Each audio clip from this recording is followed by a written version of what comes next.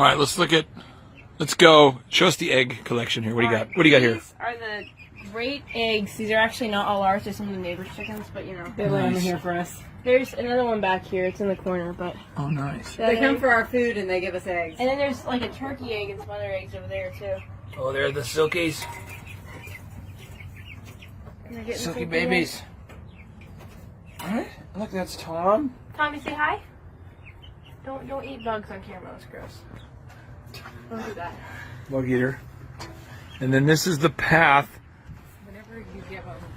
The man path that leads into the woods of integrity, into the heartland of America. It's the Aubrey path. Yeah, so my name's Kelsey Hershey, and my husband and I own Rockhaven Retrievers. We've been working with you guys for probably 8 or 9 months now, since last May, and it's been a great experience. So when we first started, leads was actually our biggest limiting factor. So we just, we were struggling to get some leads. We had great connections with people, but we were just hoping to grow a little more and a little faster than we were. So that was our biggest limiting factor. We've about doubled our leads, and so that is no longer our biggest limiting factor right now. So that's been great. Some of the things we worked on or fixed was we were already doing some advertising, so we increased our advertising. Our website was kind of a mess.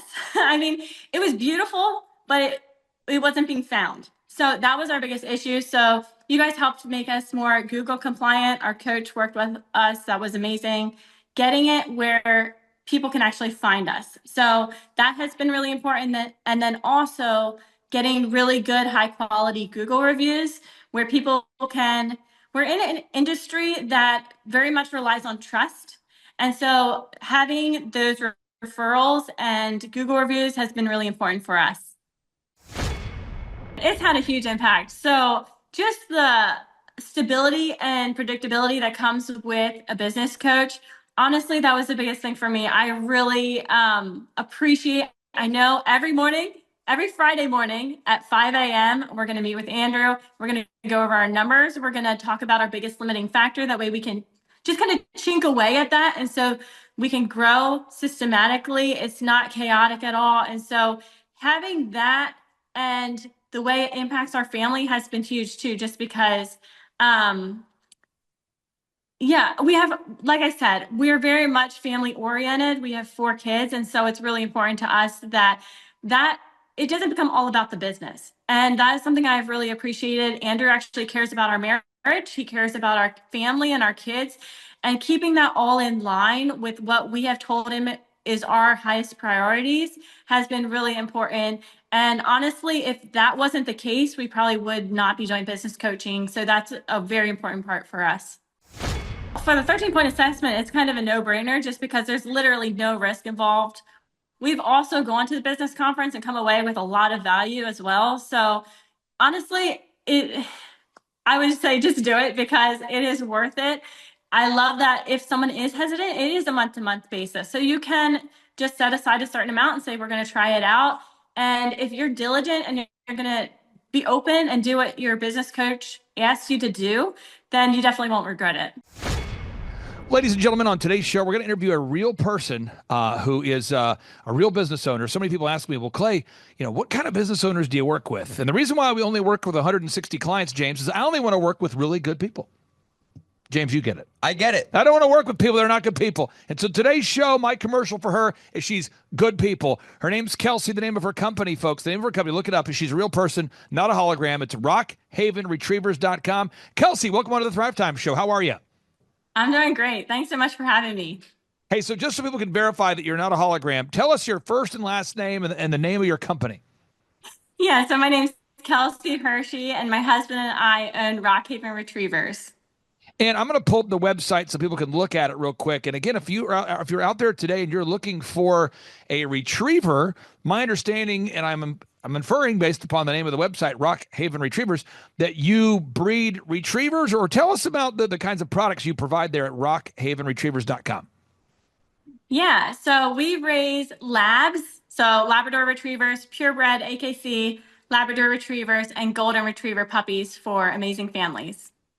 And so, how did you first hear about us here at the Thrive Time Show and the business coaching services that we provide? Yeah, I think we heard about you probably 5 years ago. So originally, I think we actually was through a podcast, but then we worked with y'all for almost a year on a different business, which we actually got to be able to sell, which was great. And now we've been working with you guys for probably 8 or 9 months now since last May, and it's been a great experience.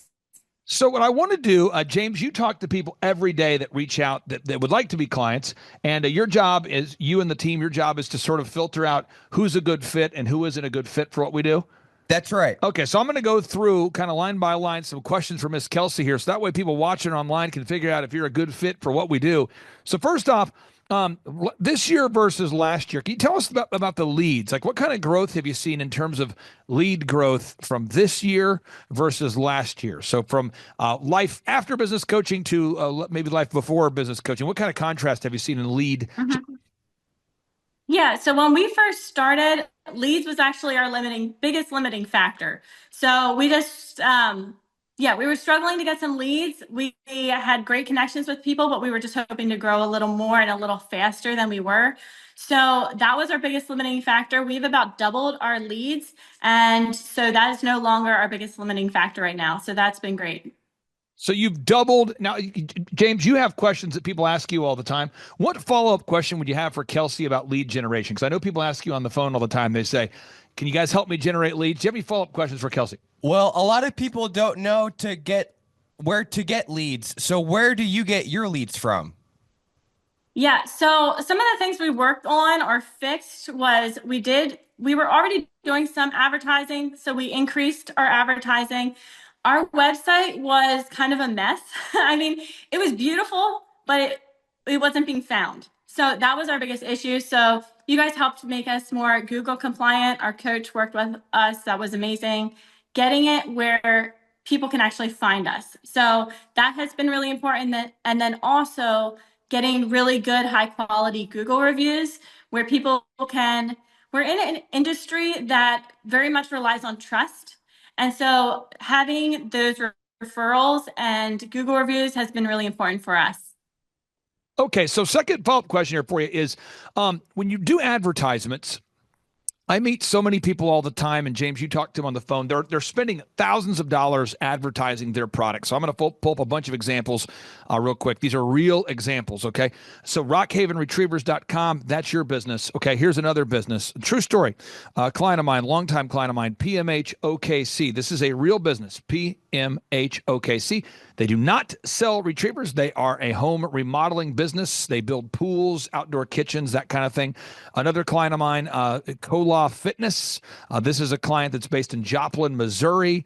This is a company that's based in Dallas, Texas. Okay. These companies, also the Purcell Group, Stacy Purcell, the Purcell Group, wonderful lady. These are three examples of clients that I met that were spending over $2,000 a week before I met them advertising on the internet, and they were not generating any leads at all. I want to get your thoughts on this, Kelsey. We are obsessive. We are fastidious about tracking. Can you talk about the importance of having a coach that helps you track where your leads are coming from?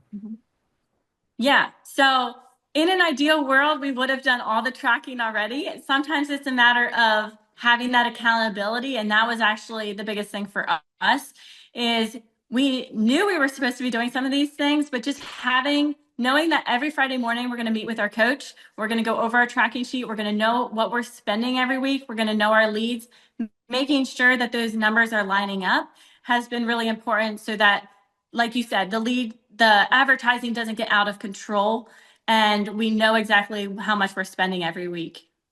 Now, in the world we live in, even right now, someone's watching and they're going, I bet you she's being paid to say these things. There's a world we live in where people are, I love it. I actually love it because I do believe only the paranoid survive. But there's a world we live in, James, where a lot of people, there's shamockery, there's jackassery, there's scams. You see it, get rich quick, get rich in 17 minutes, the whole thing. Our service happens to be month to month. And so when you sold your company, you called us with great enthusiasm and you said, guys, congratulations. We're selling our business. And we were so excited for you guys. And we helped you guys to grow your company and you sold it. And there wasn't a contract where I said, this just in, Kelsey, you're locked into a contract. Or I didn't say, uh-oh, you owe us a lot of money to get out of that contract. We've all been in a contract for a gym or a timeshare or a phone plan or something. Can you talk about the peace of mind it gives you knowing that you're paying $1,700 a month, 1,700 per month, $1,700 a month, and knowing it's month to month, even though our average client is with us for 6 years or longer? Tell us about the peace of mind of knowing that it is month to month. Yeah, I would say there's definitely peace of mind there. Honestly, the trust we've built at this point, I have no concerns at all, just because we have a very, very good relationship with Andrew, our business coach. And honestly, I was more concerned that we'd be able to get Andrew again after we sold our business, just because he's amazing and has done so well. I was more concerned that you guys would keep us as customers and with our next business. So that was not an issue at all. Okay, now for your business, go back to your business. We've got to gather video reviews. So I'm trying to celebrate my clients today while giving a lot of examples. So if you go to thrivetimeshow.com, that's obviously a business that I'm involved in. If you go to eitrlounge.com, that's obviously a business I'm involved in. If you go to Dr. Zellner and Associates, that's obviously a business that Dr. Zellner and I are involved in. So when you look at these different businesses, we are teaching that which we do. Like, we're teaching you to do things that we do in our own companies. And so when you go to thrivetimeshow.com, the idea of having a business conference is not a new idea for me. And I know this sounds shocking, but I've been doing business conferences for 20 years. This is my 20th year doing the same thing. So we have thousands and thousands of testimonials from real clients. So people say, Clay Clark, I've never heard of you before, but I know Robert Kiyosaki's speaking at your conference, or I know Eric Trump's coming, or I know that you're bringing in Tim Tebow or whatever. But ultimately, James, people, they often want to know, how long have you been doing this? Where are you located? We talked to a lady the other day. She said, does Tulsa have hotels? Remember this lady, wonderful lady? Yeah. I mean, so there's people that have lots of questions about, does Tulsa have hotels? What kind of questions do people ask you about our conferences, James? Well, they want to know. A lot of people want to know, what exactly are you going to talk about? So they don't know that you're going to talk about marketing, systems and scaling, human resources, accounting, social media marketing, branding, search engine optimization. Right. That's a big one. Sales training, just all these things. But that people ask do. you this every time. Right, they do. And so we have testimonials. And so I want to get your thoughts on this, Kelsey. How has gathering video testimonials for your business impacted you? Because I hear so much from people, they say the video testimonials were important for them. How has gathering objective video reviews from real customers impacted your business? Oh, it's been so important. So for us, like I said, our business is very much built on trust. So having people that trust us to raise their puppy, to know that it's being cared for well and is getting everything that we say. We are in an industry that unfortunately has a pretty bad reputation in some areas. And there's scams out there. There's things out there, unfortunately. And so we need people to be able to trust us, to trust that we are doing the right thing and really caring for our puppies. So having those video reviews on our website and also able to just send them to people when they ask, being able to say, hey, this is a real person who's gotten a puppy from us, that has been very important for our growth. Now, next area, and this is something important. I don't know, James. James, you like to make steak, right? I do. Okay, so let's talk about making steak for a second. I'm getting into your wheelhouse. When you're making steak, is it the quality of meat? Does the quality of meat matter? It does. And I always try to go to the part of the store that has the glass with the person behind it and get the prime cut. So the quality of the cut matters. It does. Does it matter that what do you cook your steak in? In a cast iron pan. On part 2 of today's show, by the way, we're going to put on the video of how you cook steak. Okay. Okay. So part 2, you use what kind of pan do you use? Cast iron. Then what do you put on the steak? I do butter and oil, like Okay. extra virgin olive oil, and then just salt and pepper. Yeah. And then, sometimes a little garlic and rosemary on it too. And then does cooking the steak, how you cook the steak matter? It does. I always cook that thing on high heat, and the alarm will go off 4 out of 5 times. Now, this is so important, though. This is so important because people say, Clay, I want to grow my business. What's the most important part? And James, people ask you all the time. They say, so are you guys an accounting firm? Are you guys a marketing firm? Are you guys a sales coaching thing? And it's all of it. So when you come to our workshops or you're a client, we go through all 14 aspects of your company. And so I'm really going to tap into Kelsey's brain on this because her and her family, her team, they really are attentive and diligent about all of these areas and really trying to do the best they can to provide the best service possible. So first off, we have to figure out your revenue goals. I'm not going to ask you to share your goals on today's show, but you have to know how many dogs you have to sell to break even. I mean, at the end of the day, you have to know your break even point, box number 2. And again, anybody who wants to download this book for free, you go to thrivetimeshow.com/free resources, and you can follow along. You can download my book, A Millionaire's Guide, How to Become Sustainably Rich, thrivetimeshow.com/free resources. And again, we're talking here from page 5 of this book. Kelsey, how has that impacted you knowing your break-even point?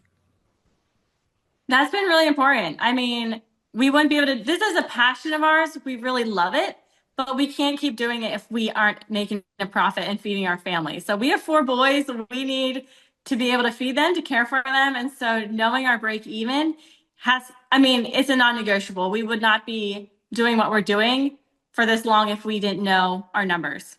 So you got to know the numbers. And again, somebody out there says, Clay, I'm not an accountant. We'll help you with that. Don't worry about it, folks. You got to know your numbers, okay? Now, box 3 is you got to know how many hours per week you're willing to work. Now, this is a very controversial subject. I will share my thoughts on this. Someone out there can disagree. I believe that everybody watching today's show, you should pray about it, ask God, I mean it sincerely, and then talk to your spouse and figure out the boundaries with which we are going to work. So for my wife and I like to work 6 days, rest on the 7th. That's the mindset that I have. That's my ideal scenario. Some people say, you work 6 days a week. James, new employees are always shocked that I'm here 6 days a week. They are. I mean, do you hear that a lot there? I guess you hear 6 days a week. But it's every week I do it. Every single week. Yeah, and you work 6 days, 7 days a week. You do it too, right? Right. But there's some people that want to work 4 days a week or 5 days a week. Kelsey, why is it important for you and your husband with the 4 kids you have to know how many hours per week that you're willing to work? I think it's important just because we have priorities. And so if we know what our priorities are and then we can assign timeframes to them, it really helps just our family operate better and us feel like we're actually achieving what we say is our priorities. So for us, yeah, we do the same thing. We work 6 days a week. And I think honestly, y'all have helped us a lot with just feeling comfortable that that is okay, because there is a lot of shame and stuff around that. But yeah, priority wise, we do assign timeframes to things just so that we can accomplish the things that are important to us. I'm not saying this to name drop. I'm saying this because it's true. You know, tonight my wife and I are taking out one of the most successful TV hosts in America, and it's on a Saturday night. And to us, that's work, but we like it. You know, I'm not saying this to name drop. I'm just saying this. When we have Robert Kiyosaki that will come in, or Eric Trump, we will be working that week, probably 7 days that week. I don't want to do that though. So because we will go to church, but then it's like when we get James, when my wife and I just got back, we had to go to Florida for a business trip recently. I got back and I had a lot of work I had to get caught up on. So my schedule got out of whack, but it's so important that you're out there and you have an ideal schedule that you feel good about. And for my wife and I, it's 6 days a week. Someone out there watching, it might be 4 days a week, but it's really important. The next area you have to focus on if you want to scale a company, we'll help you through all of this, folks, is you got to figure out, box number 4, what makes you unique. So this just in, there are other dog breeders in America. What? There are other dog breeders in America. This just in. So we've had to work with you. You've worked with us to figure out what makes you unique and then tell the world about it. Can you talk about why it's important there, Kelsey, for your business to know your unique value proposition? Mm-hmm. Yeah. So for us, we definitely lean into this really hard because, like you said, there's so many others. There's a lot of unethical ones. And so we really want to differentiate ourselves. So being able to share that we do health testing with our parents. We provide a really good health guarantee, 2-year health guarantee with all of our puppies. That sort of thing allows us to show how we are different because there is a small group of people are looking for what we provide. And if they don't know how we are different, they won't be able to find us. So that's why we make that very clear on our website and talking to people how we differentiate ourselves.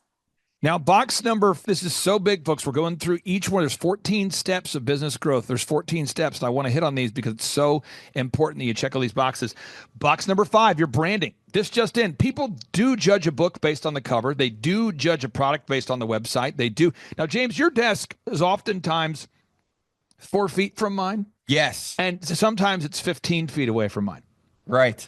Does it ever blow your mind that people come in to the office, figuratively speaking, or literally, sometimes with an unsuccessful business, and they end up building a multi-million-dollar business almost every time? Yeah, it's really insane because I've been here for 2 years and I worked in the part of the business that wasn't really part of the business, doing other stuff. Yeah. And so I've got to see contractors, home builders, roofers, dog groomers, just so many different industries. Doctors, lawyers, accountants come in, and then they have a business that's struggling, and then you help them get more leads, and then you help them with the sales scripts, and then you help them with hiring and inspiring. And then there's just so many things that you do that help scale their business, which is what everyone wants to do, is scale their business and have more time freedom and have more financial freedom. And I see it. And it's like every week it's a new person that reaches that goal. I believe it. You see it every day. So I want to ask your thoughts on this, Kelsey. Why is it important that your branding is top notch? I mean, it reflects what's inside and what's happening here. So if we do an amazing job, but we can't portray that to everybody else, it's going to get lost in translation. So it's really important that what we're doing here matches what other people are seeing. This is, folks, I hope you're learning something, folks. This is such a powerful interview here because these folks, I'm telling you, at Rock Haven Retrievers, they're high quality. I'm totally against cloning technology. But if I were to clone people, I would want to clone these people. Okay, so box number 6, marketing. You have to have a 3-legged marketing stool. By the way, branding consists of your website, your business cards, your print pieces, your logos, and we do all of that included for the $1,700 a month. So everything, we do all of that for you. That's all included. Let's talk about marketing for a second. Kelsey, why do you have to have a 3-legged marketing stool, like 3 viable ways that you generate leads? So in your case, you're getting Google reviews and video reviews. That's powerful. Boom. 2, search engine optimization. 3, boom. Or 2, search engine optimization. And then 3, online ads. So it's not just one way you're marketing. It's not just Google reviews and video reviews. 2, it's not just search engine optimization. 3, it's not just online ads. Why do you have to have 3 ways that you market to your ideal and likely buyers? Well, mainly because if something would happen to one of them, we need to be able to pivot. So if we're all in on just one area, say we just do advertising, well, if that advertising gets shut down, that immediately stops all of our deal flows, all of our growth, everything is done. So we need to have, I don't want to say diversified because that almost makes it sound like we can be distracted, but if we can focus on 3 different things and do them very well, it has worked really well for us. Folks, I'm telling you, this is powerful stuff. Somebody out there, A, you need a dog, so you're probably going to Rock Haven Retrievers right now. But B, if you're trying to grow a company, take notes. These are real people doing real things. Box number 7, you have to create a sales conversion system. Has to be a documented process. If you're building a boat, I'm hoping that you're using a blueprint. If you're building a car, I'm hoping that you're building a car using a blueprint. If you're building a house, I hope you're using a blueprint. If you're building anything of consequence at scale, I would hope you're using a blueprint. I don't know why in business people don't want to use blueprints. I don't quite have it figured out yet. I don't know why people insist on operating via verbal traditions and tribal knowledge and, well, Carl knows the passwords. I don't understand that, but in order to scale something, you have to create a documented system. And so for sales, you have to have call scripts, call recording, a one sheet that clearly documents how you provide solutions for the workforce, to the marketplace. You have to have pre-written emails that make sense, a lead tracking system that makes sense. Kelsey, talk about the sales conversion system. Why do you have to have all these systems in place? We need it in place because we're people who make mistakes. So for me, I can be going about and doing things, boom, boom, boom, and I can totally forget something. And ask my husband, he knows this, but if I have a checklist and I know what I'm doing, that is much less likely to happen. So I really rely on having systems in place because with raising puppies, they are living and breathing. Like, we can't mess up on this. So we really need those systems in place to make sure every single thing is getting done. Folks, I'm telling you, whether you're feeding dogs, you're a dentist, you're a doctor, you're a lawyer, We have a wonderful, and again, James, on part 2 of today's show, you're going to be able to teach the world how you make a steak. And I'm being real. Too Cool Keith, a wonderful guy in Visalia, California. He makes the best steaks in the world. He does. And big shout out to him, by the way. His company's called Crawdaddies. This guy makes the best steaks in the world. I'm being real. It's worth a vacation here. This is Visalia, California. If you're like going, man, I don't know what I'm going to take my kids to this year, go to Visalia, California. Find a way to get there. Head on over there to Crawdaddies. It's worth the trip. Once you get there, you can see all the wonderful things that Northern California has to offer. But the highlight of your trip will be going to Too Cool Keith's. The business is called Crawdaddies. It's incredible. I love this place. Best steak in the world. Steak number 2 coming in hot. That was a place called Bluestone. They're not around anymore. The owner decided to shut down. So moving into the second position is you, James. That's right, baby. Now, third is Ruth's Chris Steakhouse. So it's kind of a tight competition. My wife's moving into third or fourth position right now. So you're making some great steaks, okay? So I want everyone to know you have to have a system in place, okay? It's a system. Box number 8. You've got to know you have to determine your sustainable customer acquisition costs. At the end of the day, how much does it cost you to get a new customer? So Kelsey, whatever you charge for the dogs that you guys sell, you have to know how much it costs you to get a new customer. Talk about the importance of knowing that. Mm-hmm. Yep, that's right on our tracking sheet. So we need to know the cost of when leads come in, what each of those costs are that we're accounting for, just because costs can get out of hand very quickly. And so if we're tracking them every week, we know exactly where we're at. Now, again, folks, I'm hoping you're taking notes. I'm hoping you're getting this. This is powerful stuff. And someone says, this isn't exciting at all. This seems like a very tedious step-by-step process. Yeah, exactly. If you want your life to be exciting, don't use systems. You're going to have an exciting life. Will you be able to pay the bills? Are you on the verge of bankruptcy? I mean, that's exciting stuff. But if you want to have a proven path to create sustainable success, you've got to implement these systems. Step number 9, create repeatable systems, processes, and file organization. This just in. You can't build a successful organization if you are not organized. Kelsey, preach the good news about being organized. Well, it's not necessarily my strong suit. It's my husband. So that is why we need these systems in place. So my husband is very much naturally detail oriented. I tend to be a little bit more on I love to talk to people and do things and play with puppies, but I'm not necessarily system oriented. So when we have these things in place, it helps our marriage, that's for sure, but it also helps our business and helps us make sure that we're doing everything that we say is really important to us and that we're getting things done in a timely manner. Final 3 steps, folks, coming in hot. Box number 11 or box number 10. You've got to create a management system. You have to have an effective management system. What am I saying? Management is, what are the people on your team expected to do? And do they do it? How do you convince humans on the planet Earth to do their jobs with excellence? I see a lot of people have great systems, great processes, great visions, but nobody is getting anything done because nobody's being managed. Can you talk about that? Because your business, you've doubled the number of leads you're getting. Can you talk about the importance of learning these management systems or even these hiring processes? Yeah, so we're still very much a family operated business. We're really still a small business. But it's not just me. My husband works here. We're full-time together. So knowing that we're on the same page, we do have meetings in the morning, just making sure we're on track, that we're focused on the same things and we know what's going on. I would say is key for us, having quick meetings in the morning, making sure that we're both know what's happening for the day and going through our calendar once a week. We will do that as well, just to make sure our week is planned out. And so it's not chaos during the week.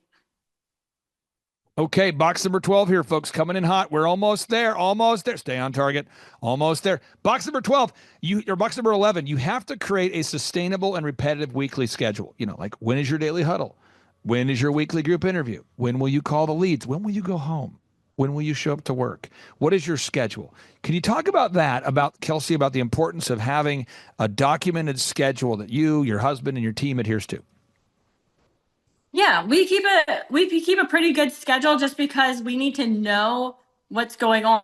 So we can't be losing kids during the week. We got to know who's getting the kids. We need to know puppies. We need to know who's coming and visiting, who's coming to take a puppy home, that sort of thing. So if we don't know that, it's going to be pretty chaotic during the week. So that's why we do a weekly meeting and we do plan out pretty tightly our schedule. Now, Now, James, we move on to the final couple boxes here. So we got box number 13 or box number 12. You have to create human resources and recruitment systems. There's got to be a process. Now, Kelsey, I'm sure you can see the writing on the wall. You're going, wow, we're getting more leads. We're doing more transactions. And at a certain point, hiring people will become your biggest limiting factor. At some point, hiring people will become your biggest limiting factor. Can you talk about the importance of having a plan in place for onboarding new employees? Yeah, this is actually something that is very top of mind right now that we've been talking with our business coach about because this is our next step. So we have been talking about different ways of finding leads, whether that's, I'm sorry, finding our first employees, because as we grow, like you said, it is going to become our biggest limiting factor. So we are actually, this is very like top of mind current for us because we are starting to go down this path with our business coach. Okay, now box number 13 and 14, folks, you've got to make sure that your business, that you automate the earning of your millions. What am I saying? You have to have an accounting process in place where you track every dollar because it's not about how much money you make, it's about how much money you keep.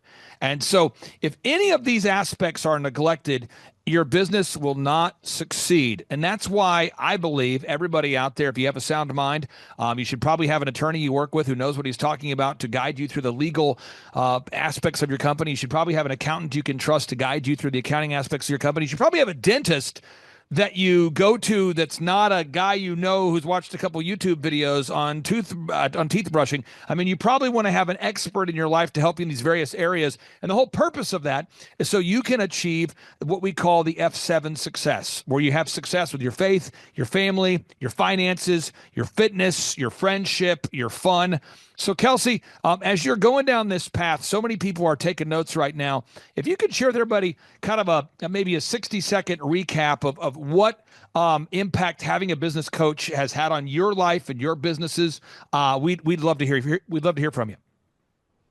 Oh man, it's had a huge impact. So just the stability and predictability that comes with a business coach, honestly, that was the biggest thing for me. I really appreciate, I know every morning, every Friday morning at 5 a.m., we're going to meet with Andrew. We're going to go over our numbers. We're going to talk about our biggest limiting factor. That way we can just kind of chink away at that. And so we can grow systematically. It's not chaotic at all. And so having that and the way it impacts our family has been huge too, just because yeah, we have, like I said, we're very much family oriented. We have 4 kids. And so it's really important to us that it doesn't become all about the business. And that is something I've really appreciated. Andrew actually cares about our marriage. He cares about our family and our kids, and keeping that all in line with what we have told him is our highest priorities has been really important. And honestly, if that wasn't the case, we probably would not be doing business coaching. So that's a very important part for us. And so what do you say to somebody who's on the fence? They're thinking about coming to our workshop. They're thinking about going to Thrivetime show and scheduling a free 13-point assessment. They're thinking about coming to a business conference. They know it's $1,700 a month. They know for the business conferences that we have scholarship pricing available to help families in need. So you can name your price. They know that we do scholarships for clients from time to time. But what would you say to somebody who's on the fence and thinking about either attending a conference or scheduling a free 13-point assessment? Well, for the 13-point assessment, it's kind of a no-brainer just because there's literally no risk involved. We've also gone to the business conference and come away with a lot of value as well. So honestly, I would say just do it because it is worth it. I love that if someone is hesitant, it is a month-to-month basis. So you can just set aside a certain amount and say, we're going to try it out. And if you're diligent and you're going to be open and do what your business coach asks you to do, then you definitely won't regret it. James, I'll give you the final question here. You talk to wonderful people every day that are maybe the potential Kelseys of America, or some people you say, whoa, we can't help you. And I don't want anybody to waste their time filling out the form if you have an esoteric belief system and not an actual business you're trying to grow. So, James, what final question would you have for Kelsey?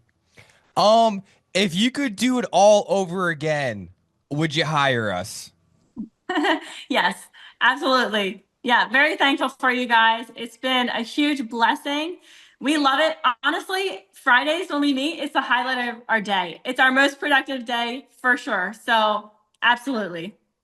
Kelsey, thank you so much for carving out time for us today. I encourage everybody out there, if you don't hate yourself and you do love retrievers, if you do love retrievers and you don't hate yourself and you're looking to get a retriever, go to rockhavenretrievers.com, rockhavenretrievers.com. That's the website, rockhavenretrievers.com. And on part 2 of today's show, James will teach us how to make one of his epic steaks. Thank you so much, Kelsey. Have a great day. Thanks. You too, guys. Bye-bye. I started a business because I couldn't work for anyone else. I do things my way.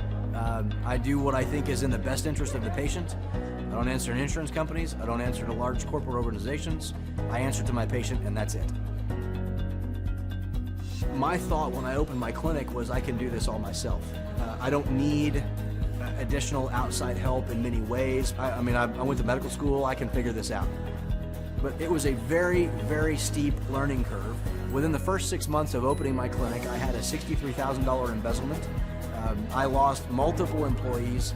Clay helped us weather the storm of some of the things that are just a lot of people experience, especially in the medical world.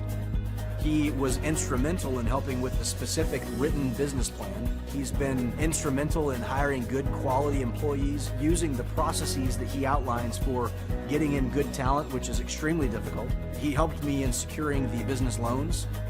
He helped me with web development and search engine optimization. We've been able to really keep a steady stream of clients coming in because they found us on the web. With everything that I encountered, everything that I experienced, I quickly learned it is worth every penny to have someone in your team that can walk you through and even avoid some of the pitfalls that are almost invariable in starting your own business. I'm Dr. Chad Edwards, and I own Revolution Health and Wellness Clinic. Hi, my name is Tim Johnson. I'm the owner of Tuscaloosa Ophthalmology as well as Southern Eye Consultants, 2 ophthalmology practices in Tuscaloosa, Alabama, and I'm a client of Clay Clark. He asked me to answer a couple questions. The first question was, how did I hear about Clay Clark? I am a big fan of business podcasts, and his podcast popped up as a recommended listening, so I started listening to the podcast. I was a little suspicious or skeptical because I thought there was going to be like an upcharge or an upsell. But the idea of the month-to-month canceling really appealed to me. And I kept waiting for the shoe to drop and for the upsell or for the scam to come in, but it never did. It's very legitimate. Since working with Clay, I've gotten a much firmer grasp on how business works. Even in medicine, business is business. I've learned a lot about marketing, especially how Google reviews work and how important that is. And that's very important even in medicine. At least once a week, if not every day, I get a new patient because somebody Googled eye doctor in Tuscaloosa or ophthalmologist in Tuscaloosa. And you'd be amazed how many patients just look for an eye doctor that way. And so he's really changed our business. Our business has grown a lot, maybe 15 to 20% this year. And so we're really grateful for the things he's done for our business. And the last question was, when did I perfect the laugh? I would say that you can never perfect the laugh. You just keep working at it, and just keeps getting better and better each day. But you got to keep working at it. All right, Jason, on today's show, we're talking about managing people. And I want to ask you, because you managed dozens of employees at the multi-million-dollar company Elephant in the Room, is sales, management, accounting, what's the hardest part of running a company? Management, hands down, is the hardest part. Dr. Breck, you help people get their spine in line as a chiropractor. What's the hardest part of running your business? Managing people every day. Managing people every day. And on today's show, we are interviewing the management expert, Ryan Hawk. He's going to teach you how to become an effective manager and a manager that knows how to inspire people, to hold them accountable, to do what is required. All this and more on today's edition of the Thrivetime Show. Some shows don't need a celebrity narrator to introduce the show, but this show does. 2 men, 8 kids, co-created by 2 different women, 13 multi-million-dollar businesses.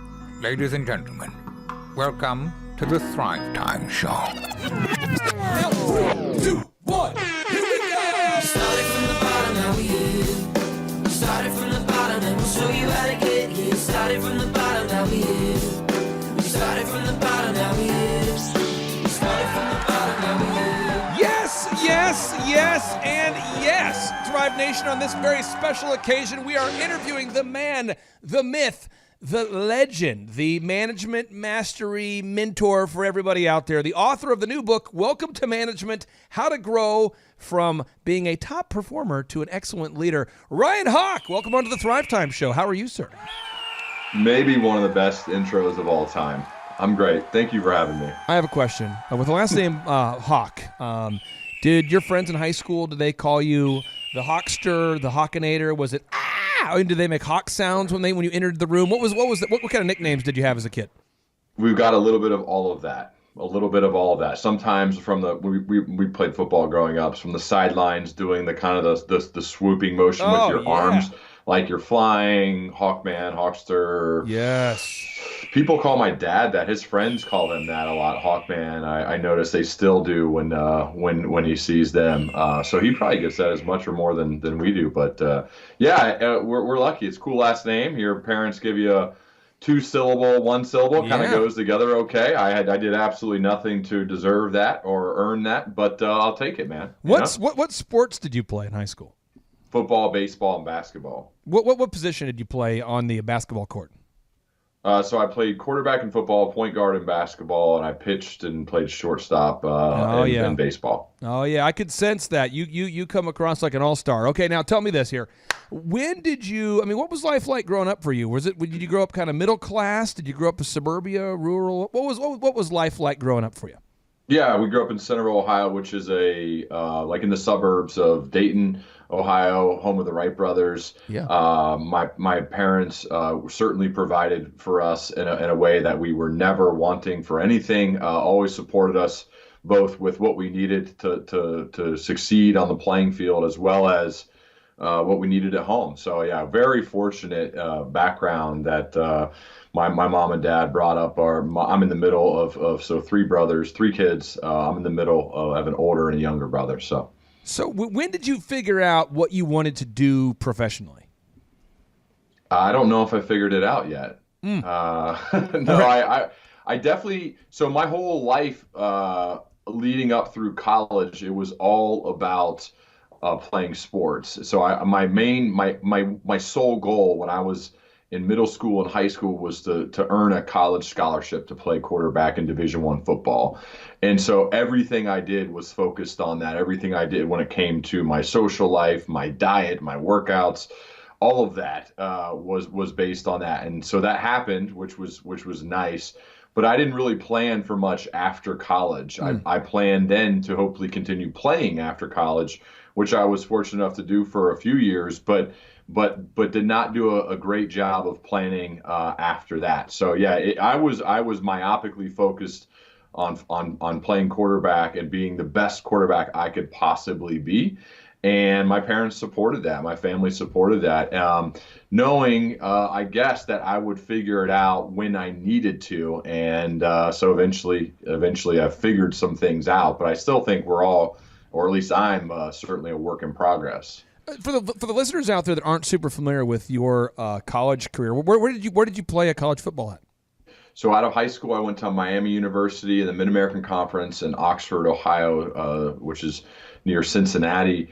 And I was there for 2 seasons. I happened to be the exact same age and play the same position as another pretty good quarterback named Ben Roethlisberger. So Ben and I are the same age. We were in the same recruiting class at Miami. We battled it out for 2 years, and then for those who follow sports know the story. He eventually went on to be the greatest athlete in the history of Miami University, and has since donated millions of dollars to Miami University based on his great work in the National Football League in the NFL, where he's won 2 Super Bowls, made hundreds of millions of dollars, and is just an incredible player. So after I lost that competition to Ben, I transferred to Ohio University, which is also in the Mid-American Conference, where I then played my final 2 years of eligibility played at Ohio University, played at least well enough to give me a shot to continuing playing after college, which was very brief stint in the Canadian Football League, and then 2 seasons in the Arena Football League, which is kind of a quarterback's dream because of the way the league is set up for high scoring and a lot of passing. So, yeah, that's really the football story. After that, though, that's when I had to figure out what I was going to do with the rest of my life, because football was not going to continue to pay any sort of bills for me moving forward. So how did you, what was your first real job after the Arena League career wrapped up in the professional football? What was your first real gig? A company called LexisNexis, great Rex Caswell, VP of Telephonic Sales, was the guy who chose to take a chance on me, and I eventually moved into an outbound new business sales rep, making 60, 70, 80 cold calls a day, calling on law firms, so professional negotiators, trying to convince them why the solution that I was providing them would be better than what they were currently using. So I learned at a young age in my professional career the value of selling and what professional selling is all about. And so it was while it was very tough for me to stop playing sports, it was a pretty good transition, because there are some similarities in the world of professional selling and athletics, and the fact that the amount of work you're willing to put in will increase your odds of your output being greater. And that certainly was true for me, because I had absolutely no idea what I was doing at the beginning of my time as a professional salesperson. And through, using some of that work ethic I developed on the athletic fields and putting that into the professional world, it was helpful and beneficial. And that got my career jump started once my playing times were done. Where were you based? What state were you in when you were making those calls? Ohio. Ohio. I anytime we have a listener on the show who loves cold calling or did cold calling, I just kind of like to bask in the glory of that just for a second, because seriously, I love cold calling. I mean, there's something dirty and great and awesome. I built my first company, DJConnection.com, into America's largest wedding entertainment company by just cold calling. Do you have any highlights of your cold calling career? Just because it is sweet. It's awesome. Do you have like a board sitting next to you with all the great sound effects, or what's your setup over there? Oh my gosh, dude! I've got a laser show. I mean, I'm a former disc jockey. I could, really, we can do whatever we want to do. Let's go. Whatever we need to do, we can do it. And I just hold on. What was your cold call? Like, how did you cold call your way to building a successful business? Oh, it was beautiful. Well, what we did was, when I say we, me, is I was afraid of cold calling. And I was a pretty good athlete, but not anywhere near as good as you. But I was competitive, And I went and talked to an African-American man by the name of Clifton Talbert, who his life was made into a movie, by the way. If you're stuck at home right now, you should watch it. It's called Once Upon a Time When We Were Colored. He was the first African-American west of the Mississippi to open up a bank. And I knew him through people who knew him. And so I met him, and I'm like, Clifton, I'm afraid of making cold calls. I'm afraid. I'm like a, 18-year-old kid, grew up poor, and this is a guy who couldn't go into a bank because of he grew up in the time of legal segregation. So he says, Clay, I used to not be able to go into the front door of a bank. And that was kind of scary, going into the bank, walking down the street during the time of segregation. And he said it nicer than this, but it was something to the effect of, you're just weak. Wow. And he's not my boss.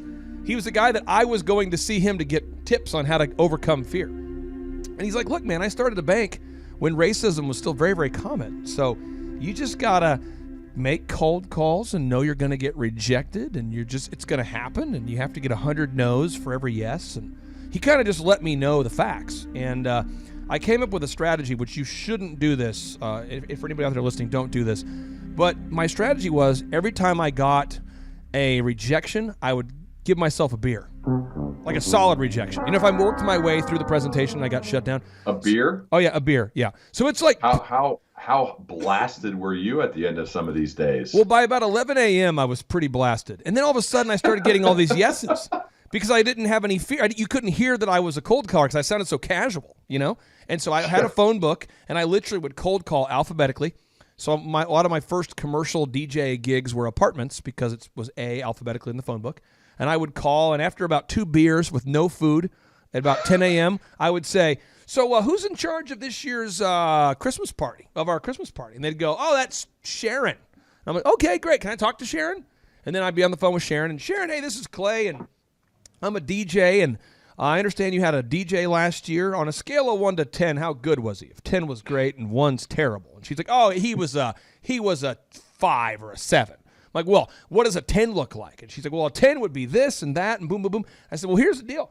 I've got a guarantee going right now. I'll DJ your party for $1, and you don't have to pay me my full price unless I'm good. So you literally pay $1 to book me. And how much did you pay last year? And she's like, $600. Okay, well, I'll do it for 10% less. So I'm agreeing right now. If I'm awesome, you pay me $540. And she's like, are you kidding me? I'm like, no. And I booked Boeing the Boeing, big airplane manufacturers. I booked American Airlines. I booked apartment complexes, all while semi-buzzed or drunk. And then I realized I'm drinking a lot before noon. I got to stop.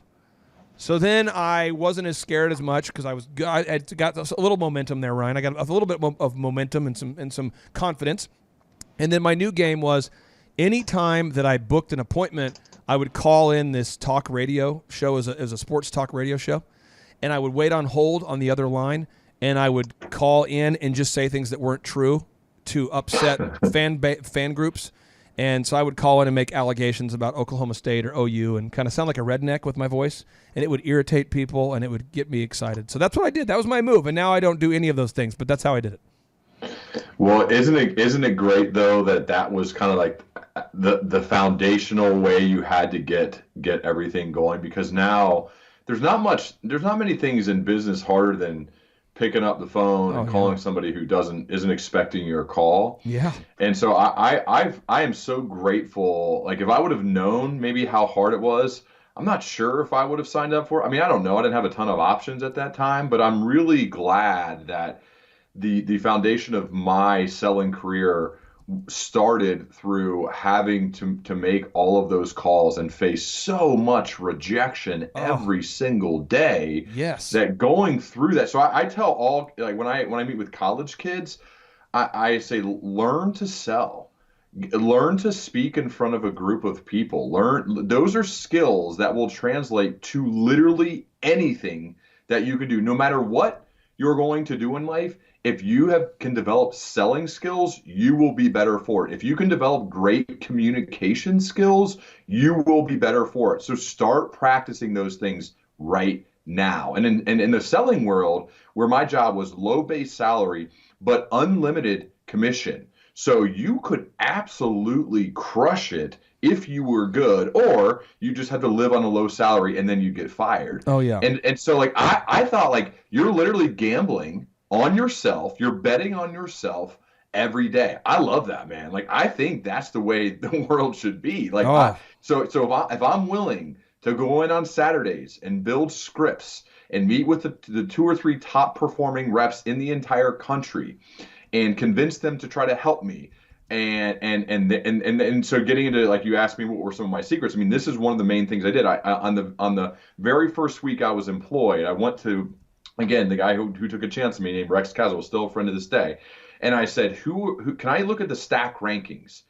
And I looked at the names of everyone in the top 10 in the entire company. And I said, I don't know the protocol here, but can I reach out to each of them and ask to interview them? Oh, yeah. And I asked them, though, I go, I have some questions. Maybe you could help me with some of these questions. So he added to those questions, or the ones that I had, and just try. And so my goal, my purpose was, I'm going to go to each of them. I want to build a real relationship with top performers. Yep. I want to just embed myself with people who have figured some things out about this thing that I know nothing about. Yep. Then I want them to really deconstruct their process for me, and then I could take bits and pieces from all of those people, then mash that together with my personality, my work ethic, my thought process, and maybe I could become good at this thing. And then I asked a few of them, would you be willing to come in on the weekends when, the office was shut down, come in on the weekends and help me write email scripts, calling scripts. Okay, here is what when they're giving me the initial no, how do I respond? Oh, they're saying the no cost objection, or there's no trust, or whatever. I then was mapping all of that out from the jump from the people who had already sustained excellence in this role. That then gave me some confidence because it's like, okay, I can say these things, I can learn this stuff, and then it just becomes a repetition game, as you know, right? The more reps you get, and you're utilizing some of the best practices of all those people combined with your personality, and you get all the reps. That's like the purposeful practice aspect of it, and that's what was really helpful for me. This is so powerful. I didn't plan on going here with the interview, but I have to go here for a second. This is so powerful.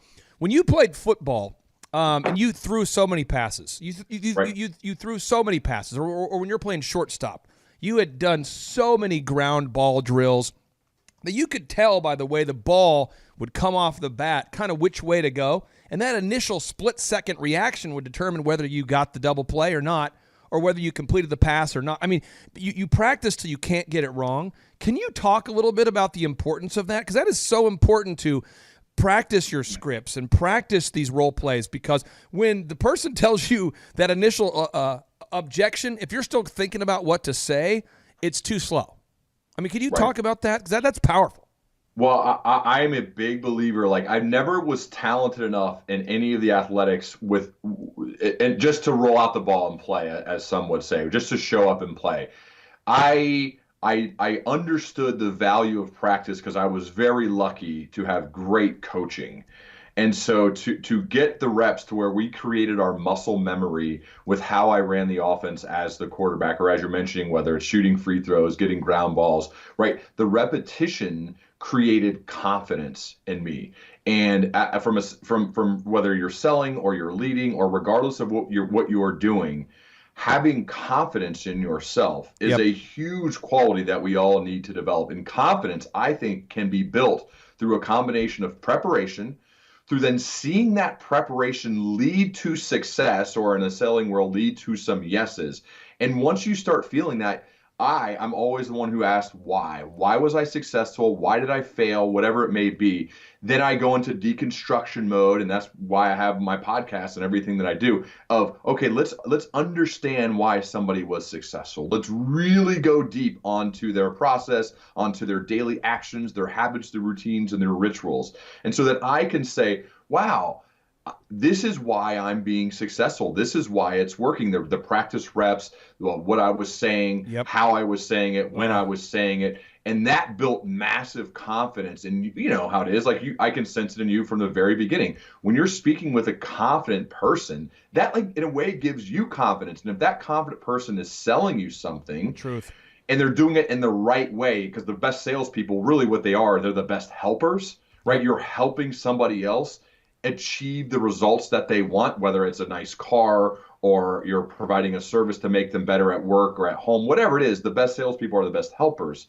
And if I sense that you're confident that you can help me, I'm going to feel some of that, and I'm going to say, yeah, okay. Yeah, let's do that. Let's go with that solution, whatever that solution may be. So that's for me was a big deal, was that those reps, that practice, getting it in was what really gave me a huge amount of confidence, and people could sense that. And then that was kind of a self-propagating factor, like kept going on and on and on. And it made me feel better and better. And the better I got, the better I did. And I think that can be done through work ethic and through putting in the repetitions. The reason why it's not done by everybody is just because it's really hard, and you don't see results overnight. It takes time, and I think being able to have delayed gratification is a big skill to develop.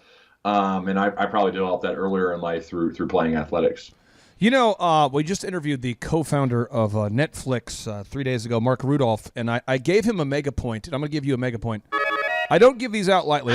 A mega point, it's a big thing. It's whenever you dropped so many knowledge bombs in a row, you get a mega point. So I don't give these out too lightly. Did I get two? Was that two, or what was that? Well, I just want to reaffirm the initial mega point. But you are on fire right now. My ears are just, I can't even handle. I just want to marinate on the goodness of this, folks. Listen, I'm telling you, folks. You know this because we try to interview some really good really good leaders. We've had the co-founder of Square on the show. We just had the co-founder of Square. We had the co-founder of Netflix on the show, and all top people can sell. Now, here's what's great about Ryan's new book is once you can sell well. By the way, if you can't sell, your business will go to hell. Someone should write that down. If you can't sell, your business will go to hell. Your ideas go to hell. But if you can sell well, now you have to learn how to grow from being a top performer to becoming a leader. Because all of a sudden, if you can sell well, now you've got to deliver on the solutions that you just sold. You have to manage people. You got to do accounting.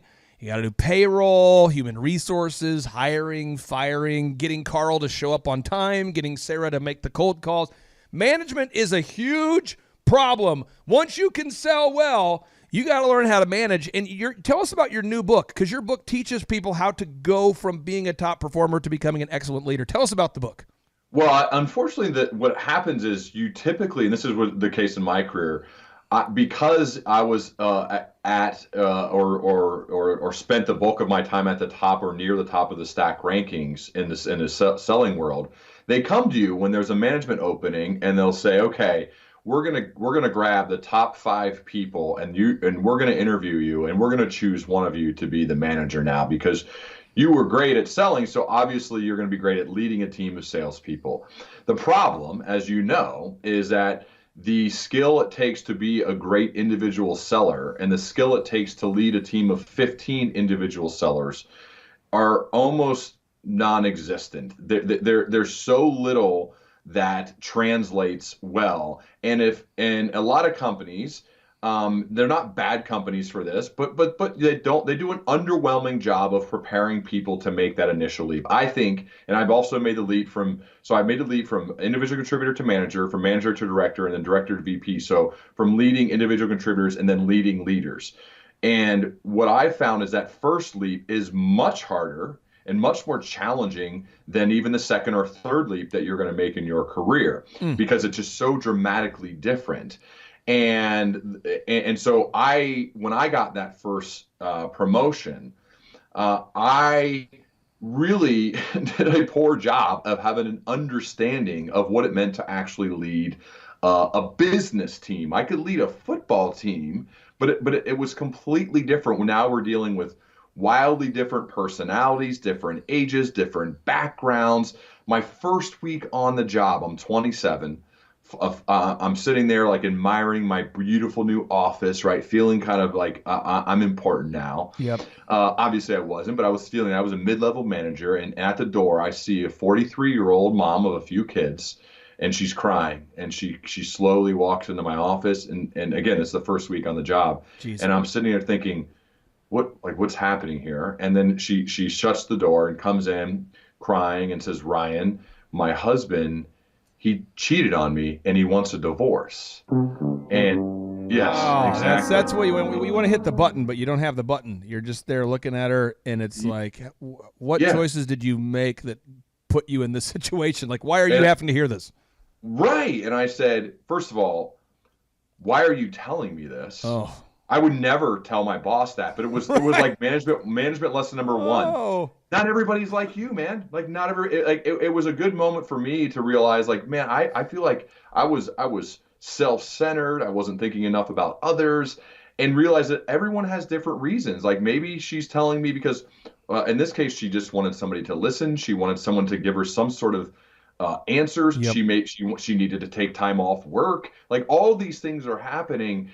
And it's a great story and a reminder that it's hard to be prepared for those moments unless you've actually done the work before you get the job. And so the reason I wrote this book for this particular time in your career is to help those people who are in my exact position, who didn't do anything to prepare. And I wish I had some sort of playbook or a manual to read to help me get ready. And so because I didn't find that out there, I decided to write it. And that's why the book exists. Now, and by the way, do you have a hard out here in 5 minutes, or can I keep you a little bit longer? Sure. This is something I want to do. You know how like in the weight room back in high school, you could put the 245s on each side and you'd bench, and the guy next to you is like, bruh, how much can you bench, bruh? And you go back and forth kind of one-upping each other because that's what men do in a locker room, in the football locker room. I'm going to attempt to one-up you with terrible management stories, and you one-up me, and we'll go back and forth there with a complete lack of empathy for the other person, okay? Because this is important because a lot of our listeners, they think when that situation you just mentioned happens to them, they're the only one who deals with it. So I'm going to start with a crazy story. Here we go. One of my employees tells me, she says, I'd like to meet with you, this is years ago. She says, I'd like to meet with your wife, Clay. My wife serves as our CFO for our company. She says, I'd like to meet with your wife because you have 5 kids. And I want to know how to become a better mom. I said, sure. She says, she goes, I just broke up with my girlfriend. She said, I just broke up with my girlfriend, and the guy that I'm living with, he's getting a divorce, and now I'm going to be raising his kids. So I wanted to see if your wife could give me tips. So again, I'm just make sure we're getting this idea. It's hard to grasp the idea. She's saying she's leaving the girl that she's been living with, her girlfriend. She just broke up with her girlfriend, so she is currently dating a female, and she is leaving her to move in with a married man, and she wants to know for tips on how to help raise his kids. And this woman was like 23, 22. And I said, how old are the kids? She says, well, the oldest is 18. And the story begins. That's the craziest that I have. And I had one person in the room with me to verify the jackassery of this situation. And so I tell my wife, I'm like, babe, you're going to be having like a Maury Povich session tomorrow. I tried to explain to my wife the situation, but that's the kind of crap I've dealt with in the past and frequently as a manager. Give me something crazy. What's the craziest management situation you've dealt with in the past? Oh God, I mean, I shared the main one. I would say because I just think the I don't know about you, but when I have a boss, like I am open with them, yeah, but not that much. Yeah, it's mainly I've developed friendships with bosses. Yeah. But where I'm willing to be vulnerable and share some things, but not like Ryan, to that level. Ryan, can you see this rash? What's that? Ryan, can I show you my rash? What do you think it is? Seriously, it's crazy. But I mean, so in a way, though, the reason why it's important to kind of talk about these things is because you think, or okay, I shouldn't say you. I thought that everyone would just act like me, and that is when I had 15 people on that first team, and realized there was legitimately 15 different styles and communication mannerisms and the way what they wanted to talk about and what they didn't, and desires for the future of their career, and they're all wildly different. And so you have to, it really helps develop some empathy and some compassion to be more others focused. And I remember I called my dad after that first meeting, and he's just like, welcome to management. Literally, that's what he said. And that's why I titled my book that, because there are so many of these kind of welcome to management moments that it's hard to know unless you've done some deep study and research and reading, or more likely unless you've actually done it. And so, like I said, my goal was either to help people who have not done it yet but want to, or help people who are maybe a year or 2 or 3 in, and they're thinking, oh my goodness, man, I'm just behind on how I did all this stuff, and this is helping me out. So it's a wild job that you don't fully get until you're in the middle of it, and I'm just trying to do my part to help with that. Now, in your book, Welcome to Management, How to Grow from Top Performer to Excellent Leader, you do discuss the credibility that must be earned as a manager. So I'm just, folks, if you're out there listening today, and this is you, just take notes and go, he's talking about me. We've all had a manager, we've all had a new manager who's the always late guy. He says, Ryan, we're going to meet 9 o'clock in the morning promptly. I'll be there at 9 o'clock tomorrow. We'll meet at 9 o'clock. And then at 9:07, everyone's waiting on the boss. Or, guys, starting next week, we're going to be really, we're going to start a new handbook, a new way of doing business. We're going to really be progressive. We're going to be, and then they magically forget to follow up on anything. Talk to me about how credibility is earned, because we've all had great bosses that do what they say they're going to do. They show up on time, and we've all had the idea of the weak boss who makes up ideas to mask the fact they didn't do anything. There's no follow-up. Talk to me. How do you build that credibility as a new manager? Well, I think credibility is built on trust, and what trust is, the 2 characteristics that equal trust are character and competence. So character, right? Doing what you say you're going to do, the integrity aspect of your character, and competence is actually knowing what you are talking about, and also not being afraid to say, I don't know. I need to get back to you on that, right? And so I found that my initial inclination was to have the answer for every question.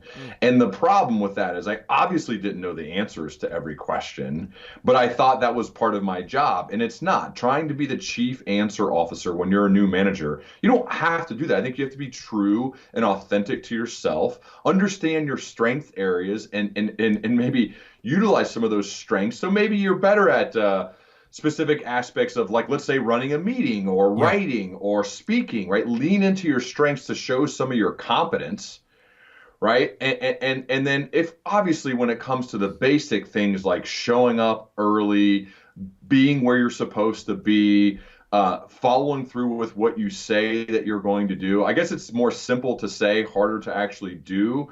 But for my upbringing, that was something that's been kind of ingrained in us since we were young kids, that you do what you say you're going to do. People, you need to be consistent, right? People need to be able to count on you, your family, your spouse, your kids, your team at work. So those things are almost just table stakes. You have to get those parts right when it comes to running a team. But understanding that you have to show them your character and you have to be competent in the areas of doing the job, or you're not really going to be able to build trust. And then without that, that's, again, foundational to how relationships are built. Without that, your chances of success are very small. Now, I have found when it comes to managing people, you have to set a clear strategy. You know, whether we're talking about Proverbs or not, where there is no vision, the people perish. And I see a lot of leaders that really roll out, a lot of paperwork, a lot of handbooks, and they say, guys, here's the deal. Next quarter, we've got an 87-step strategic plan. And in this slide deck I want you to review over the weekend, it's going to unpack the 172 rules for implementing this plan. And we've all been in those meetings where your boss emails you huge PowerPoints, big slide decks. It's like the PowerPoint is their method of communication. They roll out these huge emails, and nobody actually reads those things. Nobody knows what's going on. Talk to me about how the listeners out there can develop a clear strategy. And does your book teach people how to develop a clear strategy? I found, if you look in history, the word priority did not get pluralized until about 40 years ago. It was a singular word. There was a priority. And so I like to think about that when I'm rolling out any type of strategy or the tactics or the action plan to help make sure that strategy actually happens, right? The tactical aspect of it. If you roll out the 157 page slide deck and it's so comprehensive that no one's ever going to read it, again, if nobody reads it, then there's not clarity. If there's not clarity, then the execution is not going to happen. And so I like to think back to the fact that the word priority should be close to a singular topic. So what is your priority? And let's focus on that first, and then the tactics to go along with that. I have absolutely been in some of those meetings where I think they think more is better, when in almost every case, less is better. Especially when you're dealing with people, what they're going to read. You think about this with a book or a podcast or anything. What's the goal of a book? The goal of, or at least you're writing on the page of a book. My goal is to get you to turn the page. That's it. So if my writing is not good enough on page 29, you're going to put the book down. So I have to eliminate all of the fluff. The same with a podcast or whatever it may be. Your goal is to get them to listen for another minute. And then you have to continue to earn the right for them to listen to the next minute. Same way with a keynote speech on stage. I am earning the right for their attention basically on a minute by minute basis. And so that's a mindset shift, though, for most leaders. Most of them, not most, some of them think, well, I'm just going to dump everything on them. Here it is. Read it, follow it, do it, as opposed to gaining some focus on what is actually our priority, and then laying out some of the tactics in order to achieve it, and showing that specific person, that reader of that email, or that person sitting in that chair watching you deliver your priority, how are that one person, what is their role in helping our company, our team, our business accomplish the mission or the strategies, so that they know, okay, I know exactly what I'm supposed to do. My dad always said, you have to give each person vivid clarity on their specific role that helps you achieve the grand mission. And if you don't do that, you're doing a bad job as a leader. You have to do that. And you have to think of it from their perspective. And that's why this kind of others-focused, others-centered mentality is really critical to have any type of sustained excellence. I find that managing people is very tough because it's almost a new way of life. Almost, you almost have to believe there are no bad listeners or no bad learners. There's just bad teachers, and you're the bad teacher. You have to believe that, like, if people don't get it done, if they drop the ball, it's your fault. But it can be easy to be mad at the people, right? It's easy, Ryan, if you tell somebody, do this system, follow this path, use this script, and they don't do it, it's easy to go, my people, these people, they freaking, but at the end of the day, you have to realize there's no bad employees, there's just bad bosses. Can you talk to me the balance of how because you really do have to believe that if the audience isn't getting it, it's because you're a bad teacher. How do you process that emotionally? Well, I remember a time when I was a peer of mine, a really good guy, but he would come into our meetings, our leadership meetings with our VP, and he would say, listen, I'm telling them, I'm showing them, they're just not doing it. They will not work. They will not do it. And at that moment, I remember stopping and saying, like, I love you, man, but it's not them. It's us. It's we, which you're the leader of. So it's your team. So when you say they aren't doing it, you should say, I'm not doing it. I'm not doing my job. I never liked it when I hear a coach or a boss start saying they and then I, or they and me. It's us. It's we. So if your team is having success, right, I think it's fine to say, our team or our people, or they at some point, they work so hard, they're incredible, like giving them props when your team is successful. But when you're struggling, which is when real leaders step up, when real leadership is revealed, when you're struggling, if I hear this kind of I and them, I know that is a red flag for me going forward, or at least some serious coaching needs to happen with me to them, or with a senior leader to that person, to say, that's not how this works. I mean, ultimately, when you're the leader, it is you. It is your job. You have to take responsibility. It is your team. Even if you, and I write a section about this in the book, even if you are hired and you didn't hire a single person on your team, the instant you sign up for that job, they are your people. They are your team. They are your responsibility. And if you think, just give me a year or 6 months, I'm going to get rid of all these people and that's not how it works. That's not, you can't do that. Yep. Yes, you will probably make some changes. Occasionally people will leave, or you'll fire some and bring some in. But to make an excuse like, just wait, give me a year, give me a 2. No, that's not how it works. Like, that second, it's your job. It's your responsibility. You do everything you can to help those people be successful. That's your job. And I found that those are the types of leaders that I want to commit to. Those are the types that take that approach. Yes, some changes happen. All right, we all go through that. That's just a fact of life. But never should you be saying things like, they're just not doing it. They're not good. No, that's you. That's your responsibility. That's on you. I have found that the leader is a good leader. A good manager is directly responsible for the results that the team produces within the organization. Yep. And the word organization is the word I'm using.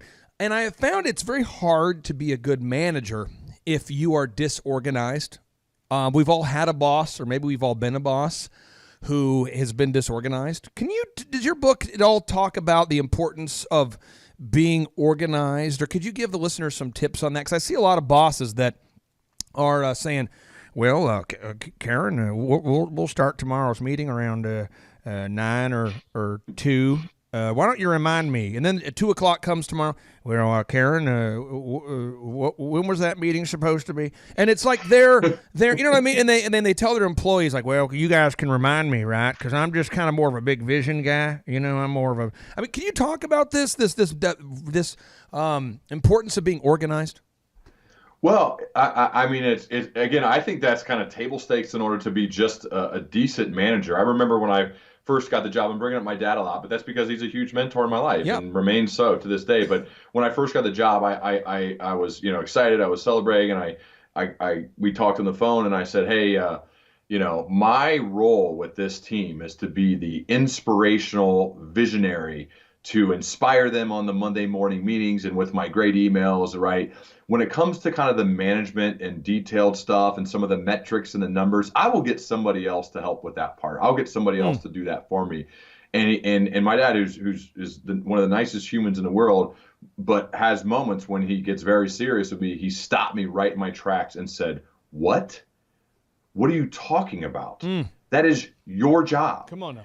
In fact, you have to do all three of these things if you want to be successful in your role." I said, "What's that?" He goes, "You have to lead, you have to manage, and you must be a coach. You've got to do all three. You've got to do all three." And I think that part of it, the organization and the focus, is part of what it means to be a manager, to have things like to understand how to use a calendar, to understand how to create buffers in your schedule so that you are never late to a meeting, so that you never miss with one of your people, so that you consistently show up. It's just like being a parent, right? One of the keys to parenting is that you physically show up. Your presence is required, right? So all those things are part of it. And if you can't deliver on some of the basic aspects of staying organized, being where you say you're going to be, showing up for your people, again, very low chance of you having any sort of excellence in your role. How do you organize the first 4 hours of your day? I mean, for you personally there, like what time, are you waking up there every day? And then how do you organize the first 4 hours of your day, Mr. Reinhawk? The plan is always done at a minimum of the day before. So my calendar is set the day before. So I am also married. We also have 5 children. So wow, 5 kids. Five kids? Yes. And really? So in order for me to get the alone time I need, as well as the physical time I need, because I again have not lost kind of the physical aspect of working out, I like to do that every day. So I have to get up far earlier than my family, so that nobody's neglected or anything, but I can get up and have my own time to myself to read, to journal, to get hydrated, and to work out. And that's the first part of every single one of my days, 7 days a week.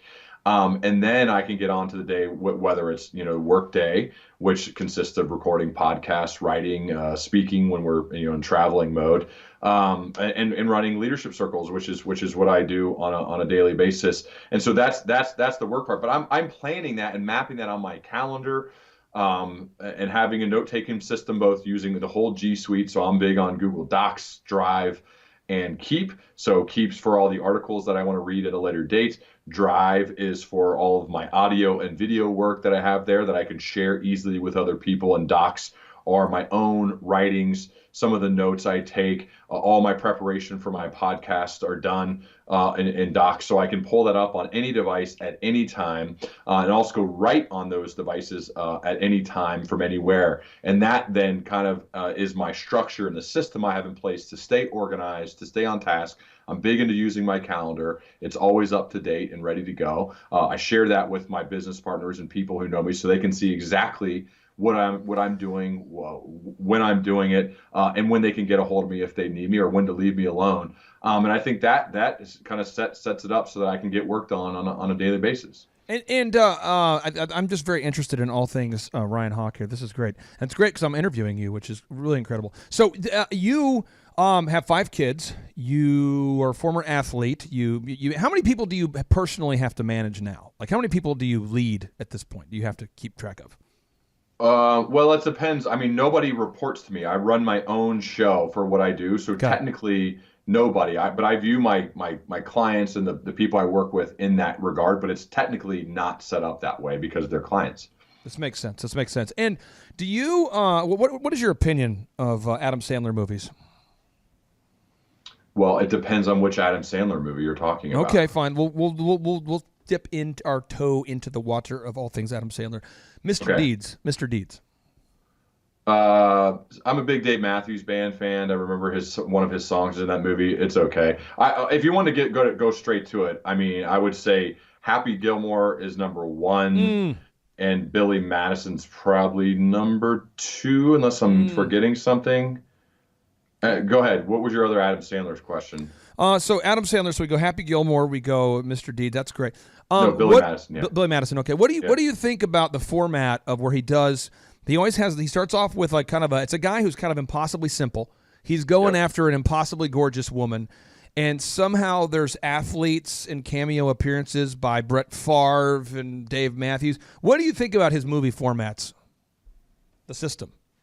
He's figured something out. Yeah. Because a lot of I haven't even watched. I don't know if I've even watched the Netflix movies, but I think he's made $500 million. Yes, from good Netflix. Job. Yeah. So I would say he's figured something out that maybe other people should look at, and I think he is authentic and genuine, and people seem to be drawn to that. And because like I said, my favorite movies they're old now. They're not even recent. Yeah, the one that he was with Jennifer Aniston, I forget even the name of that movie. That one's decent. That plays on like TNT and random shows. But yeah, he's figured some things out. Have you seen him playing basketball recently? Have you seen him playing basketball? No. For a good time today. I'm just telling you. Is he good? It's worth at least a 45-second YouTube search. So he must not be good. No. For fun, he goes out and just plays random pickup ball. But he doesn't tell people like, hey guys, I'm Adam Sandler. He just shows up. And so over time, like soccer moms will pull out their phone and start filming like, oh my gosh, that's Adam Sandler. And he's not good, but he's out there balling, and it is the best thing ever. Wow. Yeah. I love it. It's just like when you see somebody who can't dance, but they go out and dance. I'm like, hey, good for them. No, he owns it. That shows some confidence, like at a wedding or something, and you're looking, and sometimes you're just like, oh, okay, nice, man. Like props. I'm down for that. Now I have some audio clips I'm going to play. I have 3 audio clips I'm going to play. This is audio of what I perceive to be. I got with my team and we recorded audio, kind of a spoof of management, let's say. And I'd like for you to explain what this person's doing wrong. Okay, so I'm going to cue up the audio.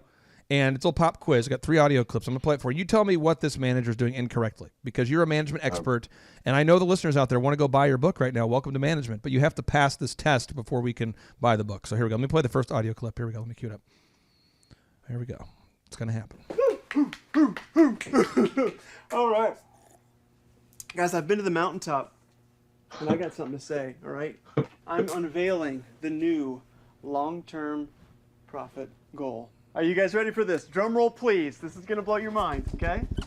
This is what we're going to do. This is good. $30 million?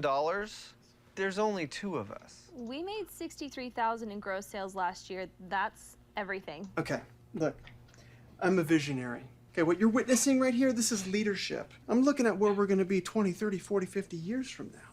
Did Henry Fonda, when he invented the Model T, were they sitting around going, how are we going to build this car? No. Okay, they got their hands dirty, they grabbed the bull by the horns, and then they killed it. Okay, so what's the plan? Step 1, okay? We're going to maximize efficiency. Number 2, write this down. Number 2,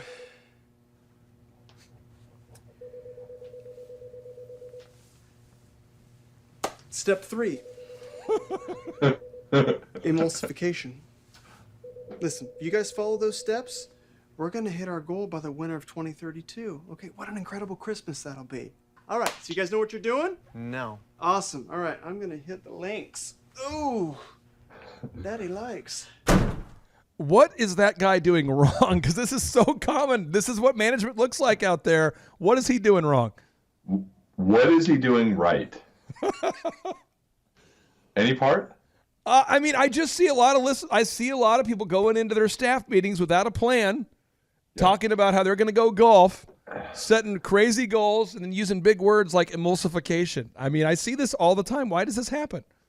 Well, I think Maybe he thinks it sounds smart. I mean, I have a hard time believing. I've seen like bits and pieces of that, but that is obviously an overly dramatic version of what we see. I've seen. I've actually was a part of a meeting semi recently where I was speaking after the senior leader rolled out this new goal, this growth goal, and the growth goal was like 10 times what had ever been done in the history of the business. Yes. And then there was like 5 reasons as to why they could do it, and 4.5 of those reasons made absolutely no sense. And then I was to follow that person, and I remember the looks on their faces, because I try to like scan the room before I go up to see like the feeling of the people in the room.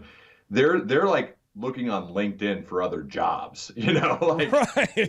what are we doing here? Obviously, yeah, like setting an insane goal with absolutely no plan in place to hit it. All it's going to do is the people who are good, well, really everybody who's involved in that company, they're just going to do what's bad is they'll just start looking for another job. And then once they find that other job, they'll do it. But they'll still stay in the role for your team until they find that job. And sometimes it takes time. So then they're just sitting in a chair, not really doing what they need to do. So yeah, that's obviously setting a goal with no plan. Your team has no idea how to get to that goal. And you just blow them off. Normally the guy, though, wouldn't say, I'm going to go hit the links. The guy may go hit the links, but he's not going to say that in the meeting. Now, so your book, though, will teach people how to set clear goals. Your book will teach people absolutely. I mean, that's a big part of what leadership is all about is setting. Because I worked in the world of selling, like we were always on this push and pull of the goal setting and what makes sense, and let's be aggressive but reasonable, and then the daily tactics to put in place for individuals to actually achieve the goals. Yep. If you don't have that there's not like a clear path or clarity on how I can actually do it, right? Which was the bad part of that clip. Questions? Yes. Know what to do? No. Okay. All right. See you later. Like obviously that's part of your job as a leader is to give a vivid clarity on how to actually achieve those goals. Now this is I guess I have my final 2 clips here. I want to respect your time. Final 2 clips. This is the scene here is you have a guy from corporate coming in to hold people accountable to certain standards. So let me cue up the audio. Here we go.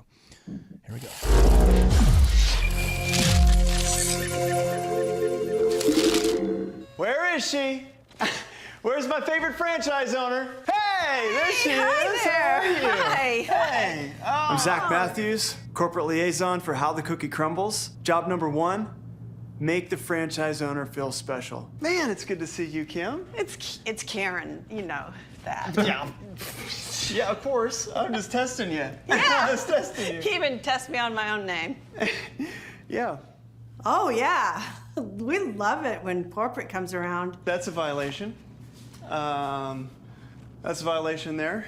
He's really helpful. I had These a two question things. about that. Next time, just email me, okay? He has a real eye for details, That's why we love him. Oh boy, paper. I protect the brand. I'm a brand protector. We don't sell the other guy's cookies at How the Cookie Crumbles. We sell How the Cookie Crumbles cookies at How the Cookie Crumbles. And the height's wrong too. I mean, we're almost an inch high. This is our cookie, okay? This is the other guy's cookie. Our cookie, their cookie.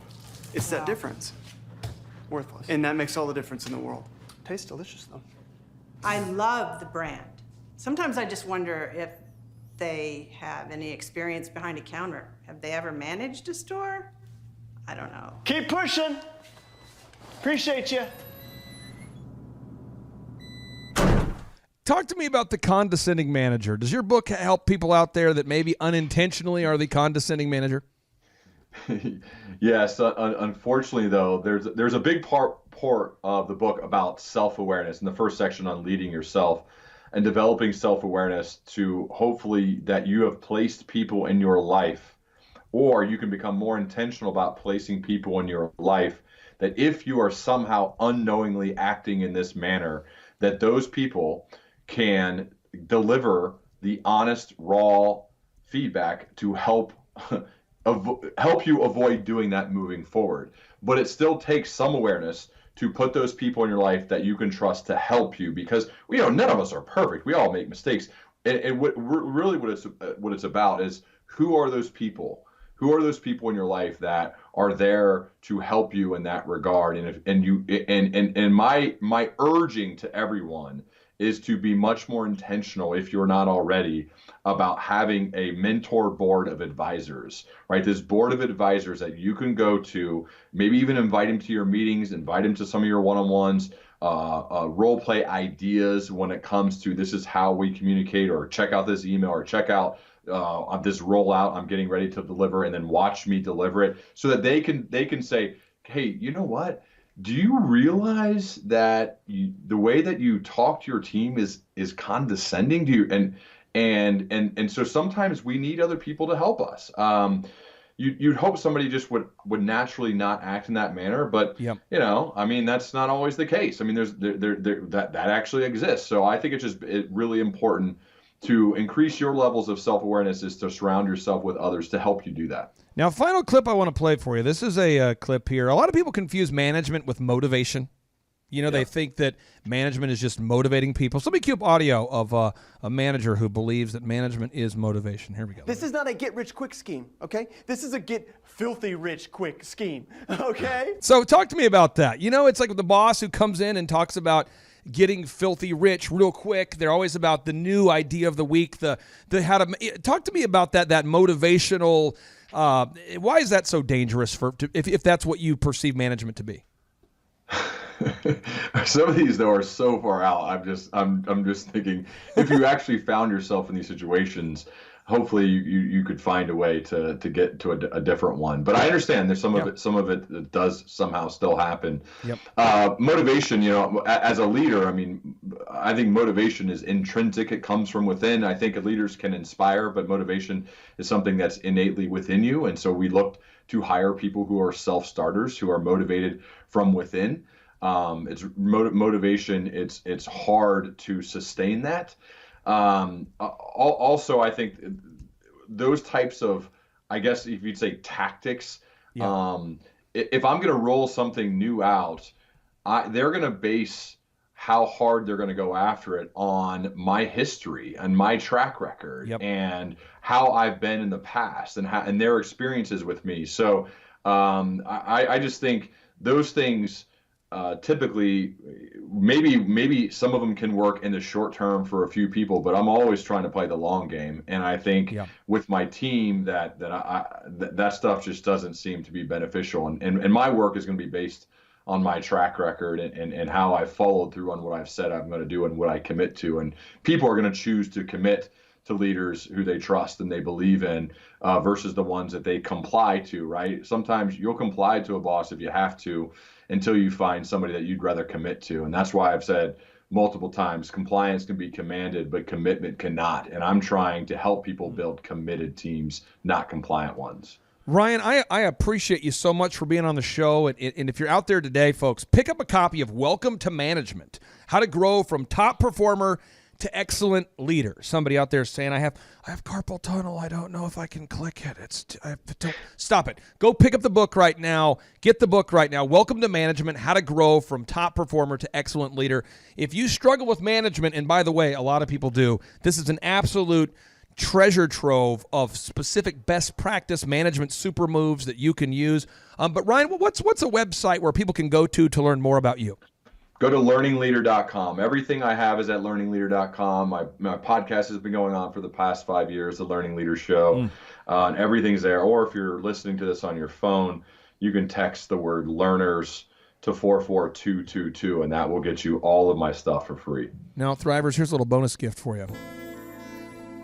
Ryan is a beautiful man. Now, he's taken, but I'm just telling you, for all the ladies out there, it's like free eye candy, and you can check out his website. It's all right there. Ryan Hawk, thank you so much for being on the show, my friend. You are a great American and an absolutely sensational guest. It has been a laser show having you here. Thank you so much. I need to bring you along with me to play your sound effects after I say something profound. I love it. Thanks for having me. Yeah, you take care. All right. Clay, my honor to be on your show. And thank you for all you do. I hear the ripple effects from you are good ripple effects. You know what I mean? People rave about what they learned from you. So congratulations. Sean, guess what's happening June 5th and 6th right here in Tulsa, Jerusalem? We are probably going to have an amazing business conference here at Tulsa, Jerusalem. Yes, we're joined by Tim Tebow. Tim Tebow is going to be joining us right here at the Thrivetime Show World Headquarters, June 5th and 6th. He's a very successful football player, obviously a Heisman Award winner, but he's also a very successful entrepreneur. Now, when you work with real clients, Sean, real clients you really work with to help them grow their companies, do you ever hear a business owner tell you that they didn't have time to get something done? Every day. How often is not having enough time a problem for business owners? All the time. It's like maybe 90% of the issues as people are trying to grow their company. Well, Tim Tebow is going to come join us here at the in-person Thrivetime Show 2-day interactive business workshop, and he's going to teach us time management and his approach to personal self-discipline and getting things done. Also at the workshop, I'll put up on the website so people can see it here. Also at the 2-day interactive workshop, Sean, we are going to be, there it is. We're going to be teaching accounting, systems creation, marketing, human resources, how to hire, inspire, train, and retain great people, accounting, social media advertising, search engine optimization. Sean, what's the area where most clients ask you for help the most? Is it generating leads? Is it hiring people? What's the biggest issue that most business owners have by default before they come to one of our workshops? Well, I think it's management, because time is the most valuable resource for these business owners, and being able to manage their time is the first thing. Once they get that under control, then generally the numbers, being able to track their business and be able to make the best decisions based on numbers rather than emotions is a big area. And we teach all of this stuff at the business conference, particularly you, Clay. You love to hammer on time management. It's my favorite part of the conference. Now, I'm going to pull this up real quick here because we're going to go through. If you're not excited, I want to get you excited about what we're going to cover at the workshop here. Okay. All right. The 2-day interactive workshop. This is my 20th year hosting workshops. So I'm telling you, folks, we're in rare form here. So one is the idea of establishing your revenue goals. I think most entrepreneurs don't know their revenue goals. Would you agree, or am I off my rocker? No, that's totally a very important point we do with every one of our new clients that come on board, is we have to establish the revenue goals. And generally speaking, we have a vague idea, but not an exact idea that can be engineered down into like the daily goals for sales. And so that's a really big one. Now, next is the break-even numbers. What kind of sales do you have to do to even break even? Yeah. Third is, how many hours per week do you want to work? What is your ideal schedule as an entrepreneur? Box number 4, how do you stand out in the clutter of commerce? What makes your company unique from all the different businesses? In a world of brown cows, herds of brown cows, proverbial brown cows, the analogy of brown cows, how can you be the purple cow that stands out? How can you be the squeaky wheel that gets the oil? Box number 5, branding. How do you improve the perception that people have of you, your business, your brand?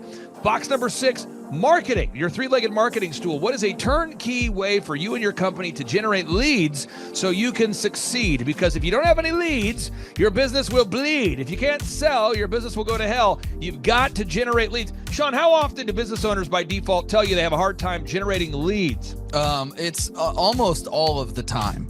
It's really a huge struggle. And many times they may be creating leads, but just through word of mouth. So they get to a point where we've implemented systems, and then they need to create more leads, but they've never had to do it. So there's a lot of different scenarios where business owners are like, how do you create leads? Something we hammer on at the conference a lot. Box number 7, create a sales conversion system. Again, box number 7, create a sales conversion system. Sales scripts, recorded calls, one sheets, pre-written emails, lead trackers, all of the sales tools, the sales print pieces, the one sheets, the big screens that you see inside the business. Whether you're a doctor, you're a dentist, you're a lawyer, you got to have sales systems in place. We help you with that. Box number 8, what does it cost you to get another customer? Step number 8, what does it cost you to actually acquire a customer? Step number 9, it's hard to build an organization if you're not organized. We're going to teach you how to create repeatable systems, processes, file organization. Box number 10, we're going to teach you how to manage people, real people on the planet Earth. This just in, we're going to teach you how to manage real people on the planet Earth. Box number 11, how to create a sustainable schedule that works for you and your family. Step number 12, how to create human resources systems for recruiting, hiring, training, and retaining great people.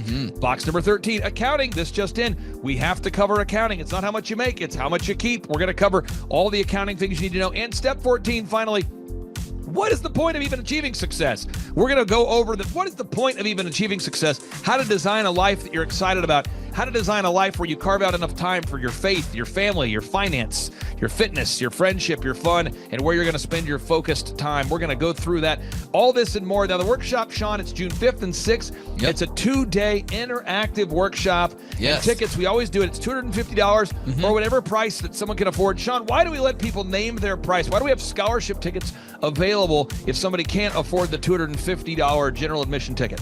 Well, we don't want anybody to miss out on it. You know, you could be at a startup phase or you could be, you know, way along in your business, but we want to make it accessible for everybody. I think it actually goes back to a story of your dad, and like it goes all the way back to how you've always done this as a business coach, trying to make sure that, you know, your average people out there have access to the things that work. Now, 7 a.m. to 5, Sean, why do we go from 7 to 5 both days? I mean, it's 10 hours a day. 20 hours of training over 2 days. Why do we do 10 hours a day, Sean, of back-to-back workshops? We do a 30-minute teaching session. We do a 15-minute question and answer session, and then we take a break. 30 minutes of teaching, 15 minutes of question and answer, then we take a break. Why do we do that format, Sean? That format is so that we can keep people engaged and not just sitting there listening, but also getting involved. We really encourage people to ask questions, and that's really where the juiciness of the conference comes out, is you can put your personal situation and your questions on the board, and Clay will tee off and give you direct advice. Even without being in our coaching program, you can get direct coaching from Clay. It's really a very engaging format. I enjoy it a lot. Sean, final 60 seconds, pop quiz here. What date is the conference? June 5th and 6th, 2025, this year. Question number 2, who's our keynote speaker coming to the conference there, Sean? Tim Tebow is our keynote speaker. Sean, question number 3, how much does it cost to come to our in-person 2-day interactive business workshop right here in Tulsa, Oklahoma? I think it's, did you say it's $250 or whatever you can afford? That's right, $250 or whatever you can afford. Sean, how do you spell Eric Trump backwards? P-M-U-R-T-C-I-R-E.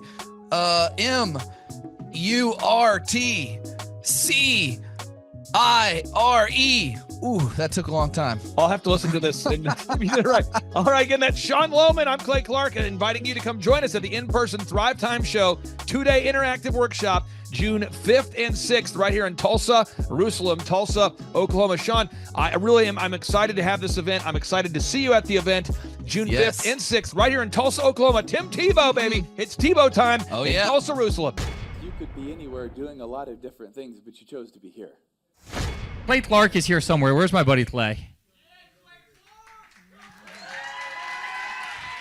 Clay's the greatest. I met his goats today. I met his dogs. I met his chickens. I saw his compound. He's like the greatest guy. I ran from his goats, his chickens, his dogs. So this guy's like the greatest marketer you've ever seen, right? His entire life, Clay Clark, his entire life is marketing.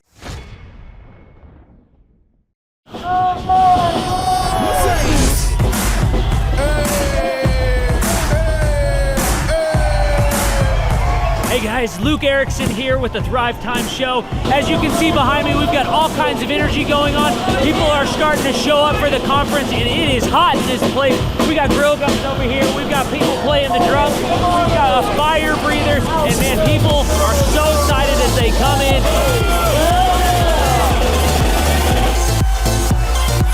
The conference is kicked off. This house is packed. We've got Aaron Hansis with Shaw Holmes up there. We've got Steve Currington with Total Lifting Concepts up there talking about what is possible when you just implement, when you do the proven system. It's so exciting. People are going crazy.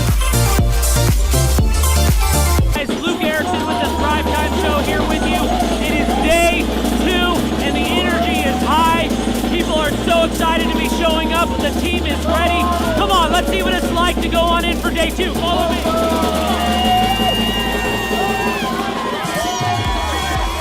I'll tell you what, people are so excited to be here for day 2. It is going to be incredible. Cannot wait to see what today has in store.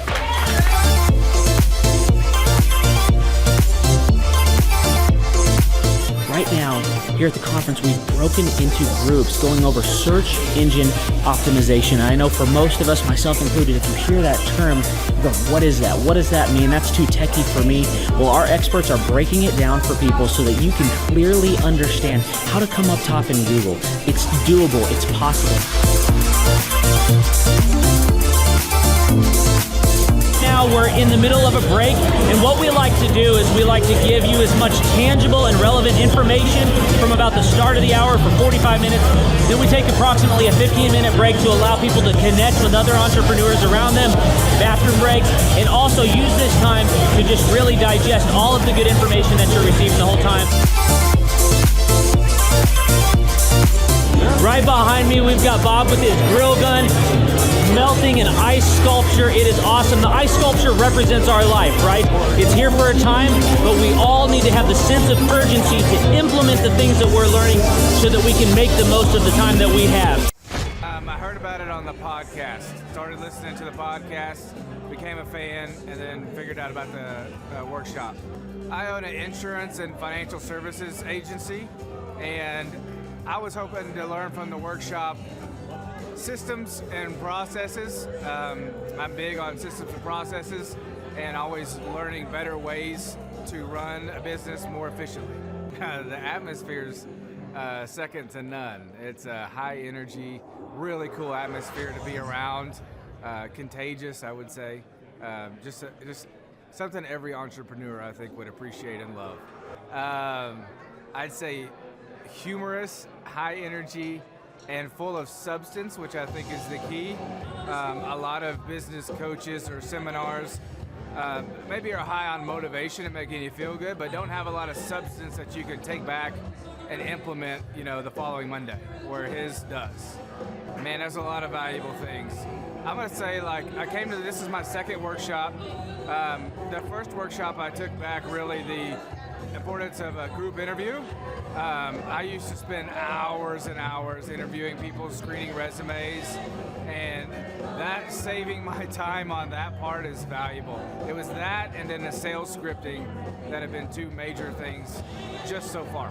Man, I think they're missing out on, expert advice from somebody who's been there, done that, built companies, has learned a lot of lessons.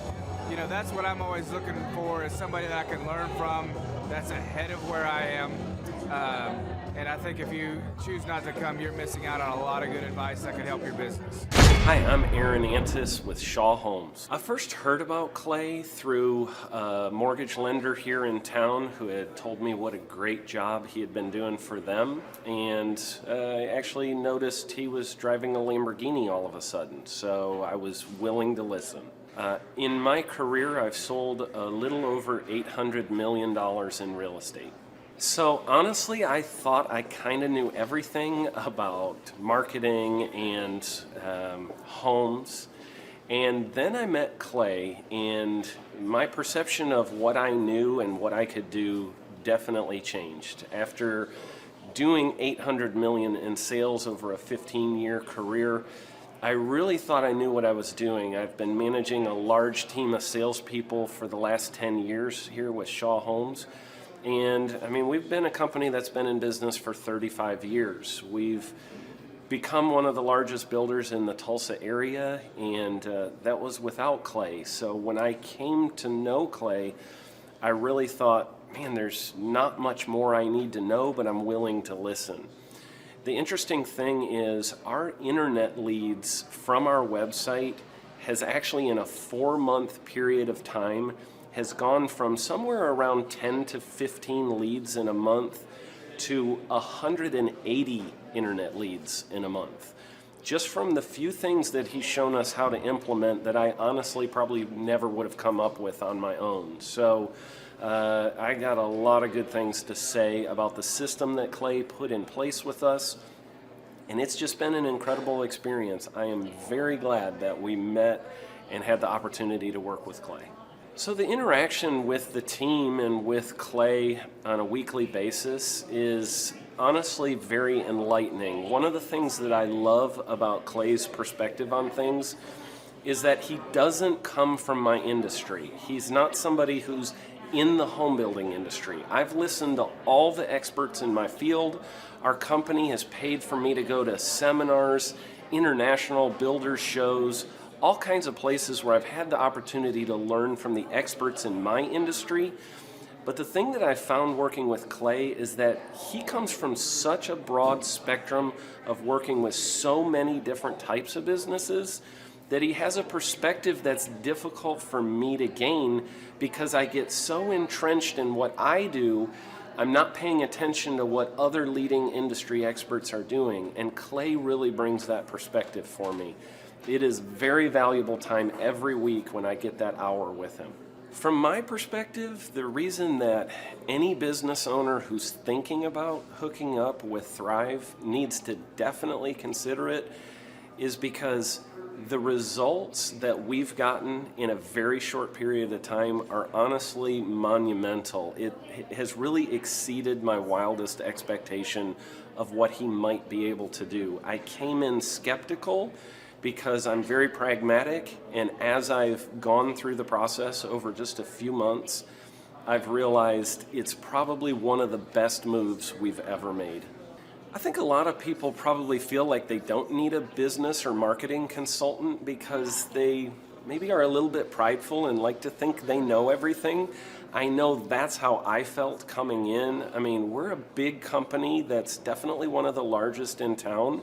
And so we kind of felt like we knew what we were doing. And I think for a lot of people, they let their ego get in the way of listening to somebody that might have a better or different perspective than theirs. I would just really encourage you, if you're thinking about working with Clay, I mean, the thing is, it's month to month. Go give it a try and see what happens. I think in the 35-year history of Shaw Homes, this is probably the best thing that's happened to us. And I know if you give them a shot, I think you'll feel the same way. I know for me, the thing I would have missed out on if I didn't work with Clay is I would have missed out on literally an 1,800% increase in our internet leads. Going from 10 a month to 180 a month, that would have been a huge financial decision to just decide not to give it a shot. I would absolutely recommend Clay Clark to anybody who's thinking about working with somebody in marketing. I would skip over anybody else you were thinking about, and I would go straight to Clay and his team. I guarantee you're not going to regret it because we sure haven't. My name is Danielle Sprick, and I am the founder of D. Sprick Realty Group here in Tulsa, Oklahoma. After being a stay-at-home mom for 12 years and my 3 kids started school and they were in school full-time, I was at a crossroads and trying to decide what do I want to do? My degree and my background is in education, but after being a mom and staying home and all of that, I just didn't have a passion for it like I once did. My husband suggested real estate. He's a home builder, so real estate and home building go hand in hand, and we just rolled with it. I love people, I love working with people, I love building relationships, but one thing that was really difficult for me was the business side of things. The processes and the advertising and marketing. I knew that I did not have what I needed to make that what it should be. So I reached out to Clay at that time, and he and his team have been extremely instrumental in helping us build our brand, help market our business, our agents, the homes that we represent. Everything that we do is a direct line from Clay and his team and all that they've done for us. We launched our brokerage, our real estate brokerage, 8 months ago. And in that time, we've gone from myself and one other agent to just this week, we signed on our 16th agent. We have been blessed with the fact that we right now have just over 10 million in pending transactions. 3 years ago, I never would have even imagined that I would be in this role that I'm in today, building a business, having 16 agents. But I have to give credit where credit's due, and Clay and his team and the business coaching that they've offered us has been huge. It's been instrumental in what we're doing. Don't ever limit your vision. When you dream big, big things happen. I started a business because I couldn't work for anyone else. I do things my way. I do what I think is in the best interest of the patient. I don't answer to insurance companies. I don't answer to large corporate organizations. I answer to my patient, and that's it. My thought when I opened my clinic was I can do this all myself. I don't need additional outside help in many ways. I went to medical school. I can figure this out. But it was a very, very steep learning curve. Within the first 6 months of opening my clinic, I had a $63,000 embezzlement. I lost multiple employees. Clay helped us weather the storm of some of the things that are just a lot of people experience, especially in the medical world. He was instrumental in helping with the specific written business plan. He's been instrumental in hiring good quality employees, using the processes that he outlines for getting in good talent, which is extremely difficult. He helped me in securing the business loans. He helped me with web development and search engine optimization. We've been able to really keep a steady stream of clients coming in because they found us on the web. With everything that I encountered, everything that I experienced, I quickly learned it is worth every penny to have someone in your team that can walk you through and even avoid some of the pitfalls that are almost invariable in starting your own business. I'm Dr. Chad Edwards, and I own Revolution Health and Wellness Clinic. Clay, my honor to be on your show, and thank you for all you do. I hear the ripple effects from you are good ripple effects, you know what I mean? People rave about what they learn from you, so congratulations. And we went from expecting maybe 250,000 this year to we're at 400,000. Hi, I'm Kelsey with K&D's Woodruff Finishing, business owner at 23. So I've been working this K&D's company for about 5 years now, and we started working with Thrive not too long ago. And we went from expecting maybe 250,000 this year to we're at 400,000. That's what we're going to hit or exceed. So we're pretty excited about that. It's been pretty much just listening to what they have to say. Their hiring process has just really been incredible as far as finding good quality help, and the just the accountability of meeting up with them weekly, and like such good insight, the resources that they have for specific business questions. It's all been really incredible. It's been a great experience, so I would recommend it to anybody. What I've seen from Clay and his group at Thrive is they'll give you a simple system, and it's the simple systems are the ones that people can wrap their brain around. They're the ones that people can work with on a day-to-day basis. Hi there, my name is Stephanie Pipkin. I am 24 years old and I own Black River Falls Cleaning Services. We opened in April of 2019 and it is now mid-June of 2020. So I wanted to talk today about the success and growth I have achieved by implementing the Proven Path with Clay Clark's team and my business coach Luke from Thrivetime. It has been insane to say the least. I started working with them in mid-February of this year, so we're about 4 months in of working together, and it has completely transformed my business in pretty much every facet. So I'm gonna check my notes here. So in 4 months, my leads have tripled. I was getting probably like 2 leads a week. Now I'm getting more in the like 10 to 15 leads a week. I have doubled my number of employees. I'm now hitting the highest revenue weeks in the history of the company, week to week it seems like. We went from about 6 appointments today as our highest in February to now 14 to 15 appointments a day. And hiring quality employees has become much simpler and less stressful by using their systems for hiring. I typically only get maybe 2 complaints a month, if that, and everybody shows up to work. I just have really high quality employees now, especially in something people typically consider a high turnover type of work, you know, cleaning houses, cleaning businesses. I have amazing employees now, and I get rid of the ones who are not so amazing and bring on new ones because of, you know, group interviews interviews and interviewing every single week. It's just been great, and I don't waste as much time on low quality candidates anymore. And your coach will hold you accountable. I mean, which I love. Again, the tough love is really great. You know, Luke's like a stern father figure, but he's also nice, but also stern when he needs to be, when I'm being lazy and not doing the things that I know I need to do because I don't want to do them. So that's just great. Worth every penny. I mean, I'd pay him $1 million a month if I can, and maybe someday I'll be able to, but I would just say go for it. If it seems like a good fit, just go for it. Do what they say, even if you think it's stupid or ridiculous, just do what they say because it'll work. You know, people, when they look at my business, you know, people in my town, they think I'm lucky. They think I'm just, you know, things just happen for me. And, you know, maybe I am lucky, but it has a lot to do with hard work and, you know, perseverance and, you know, working till you cry sometimes.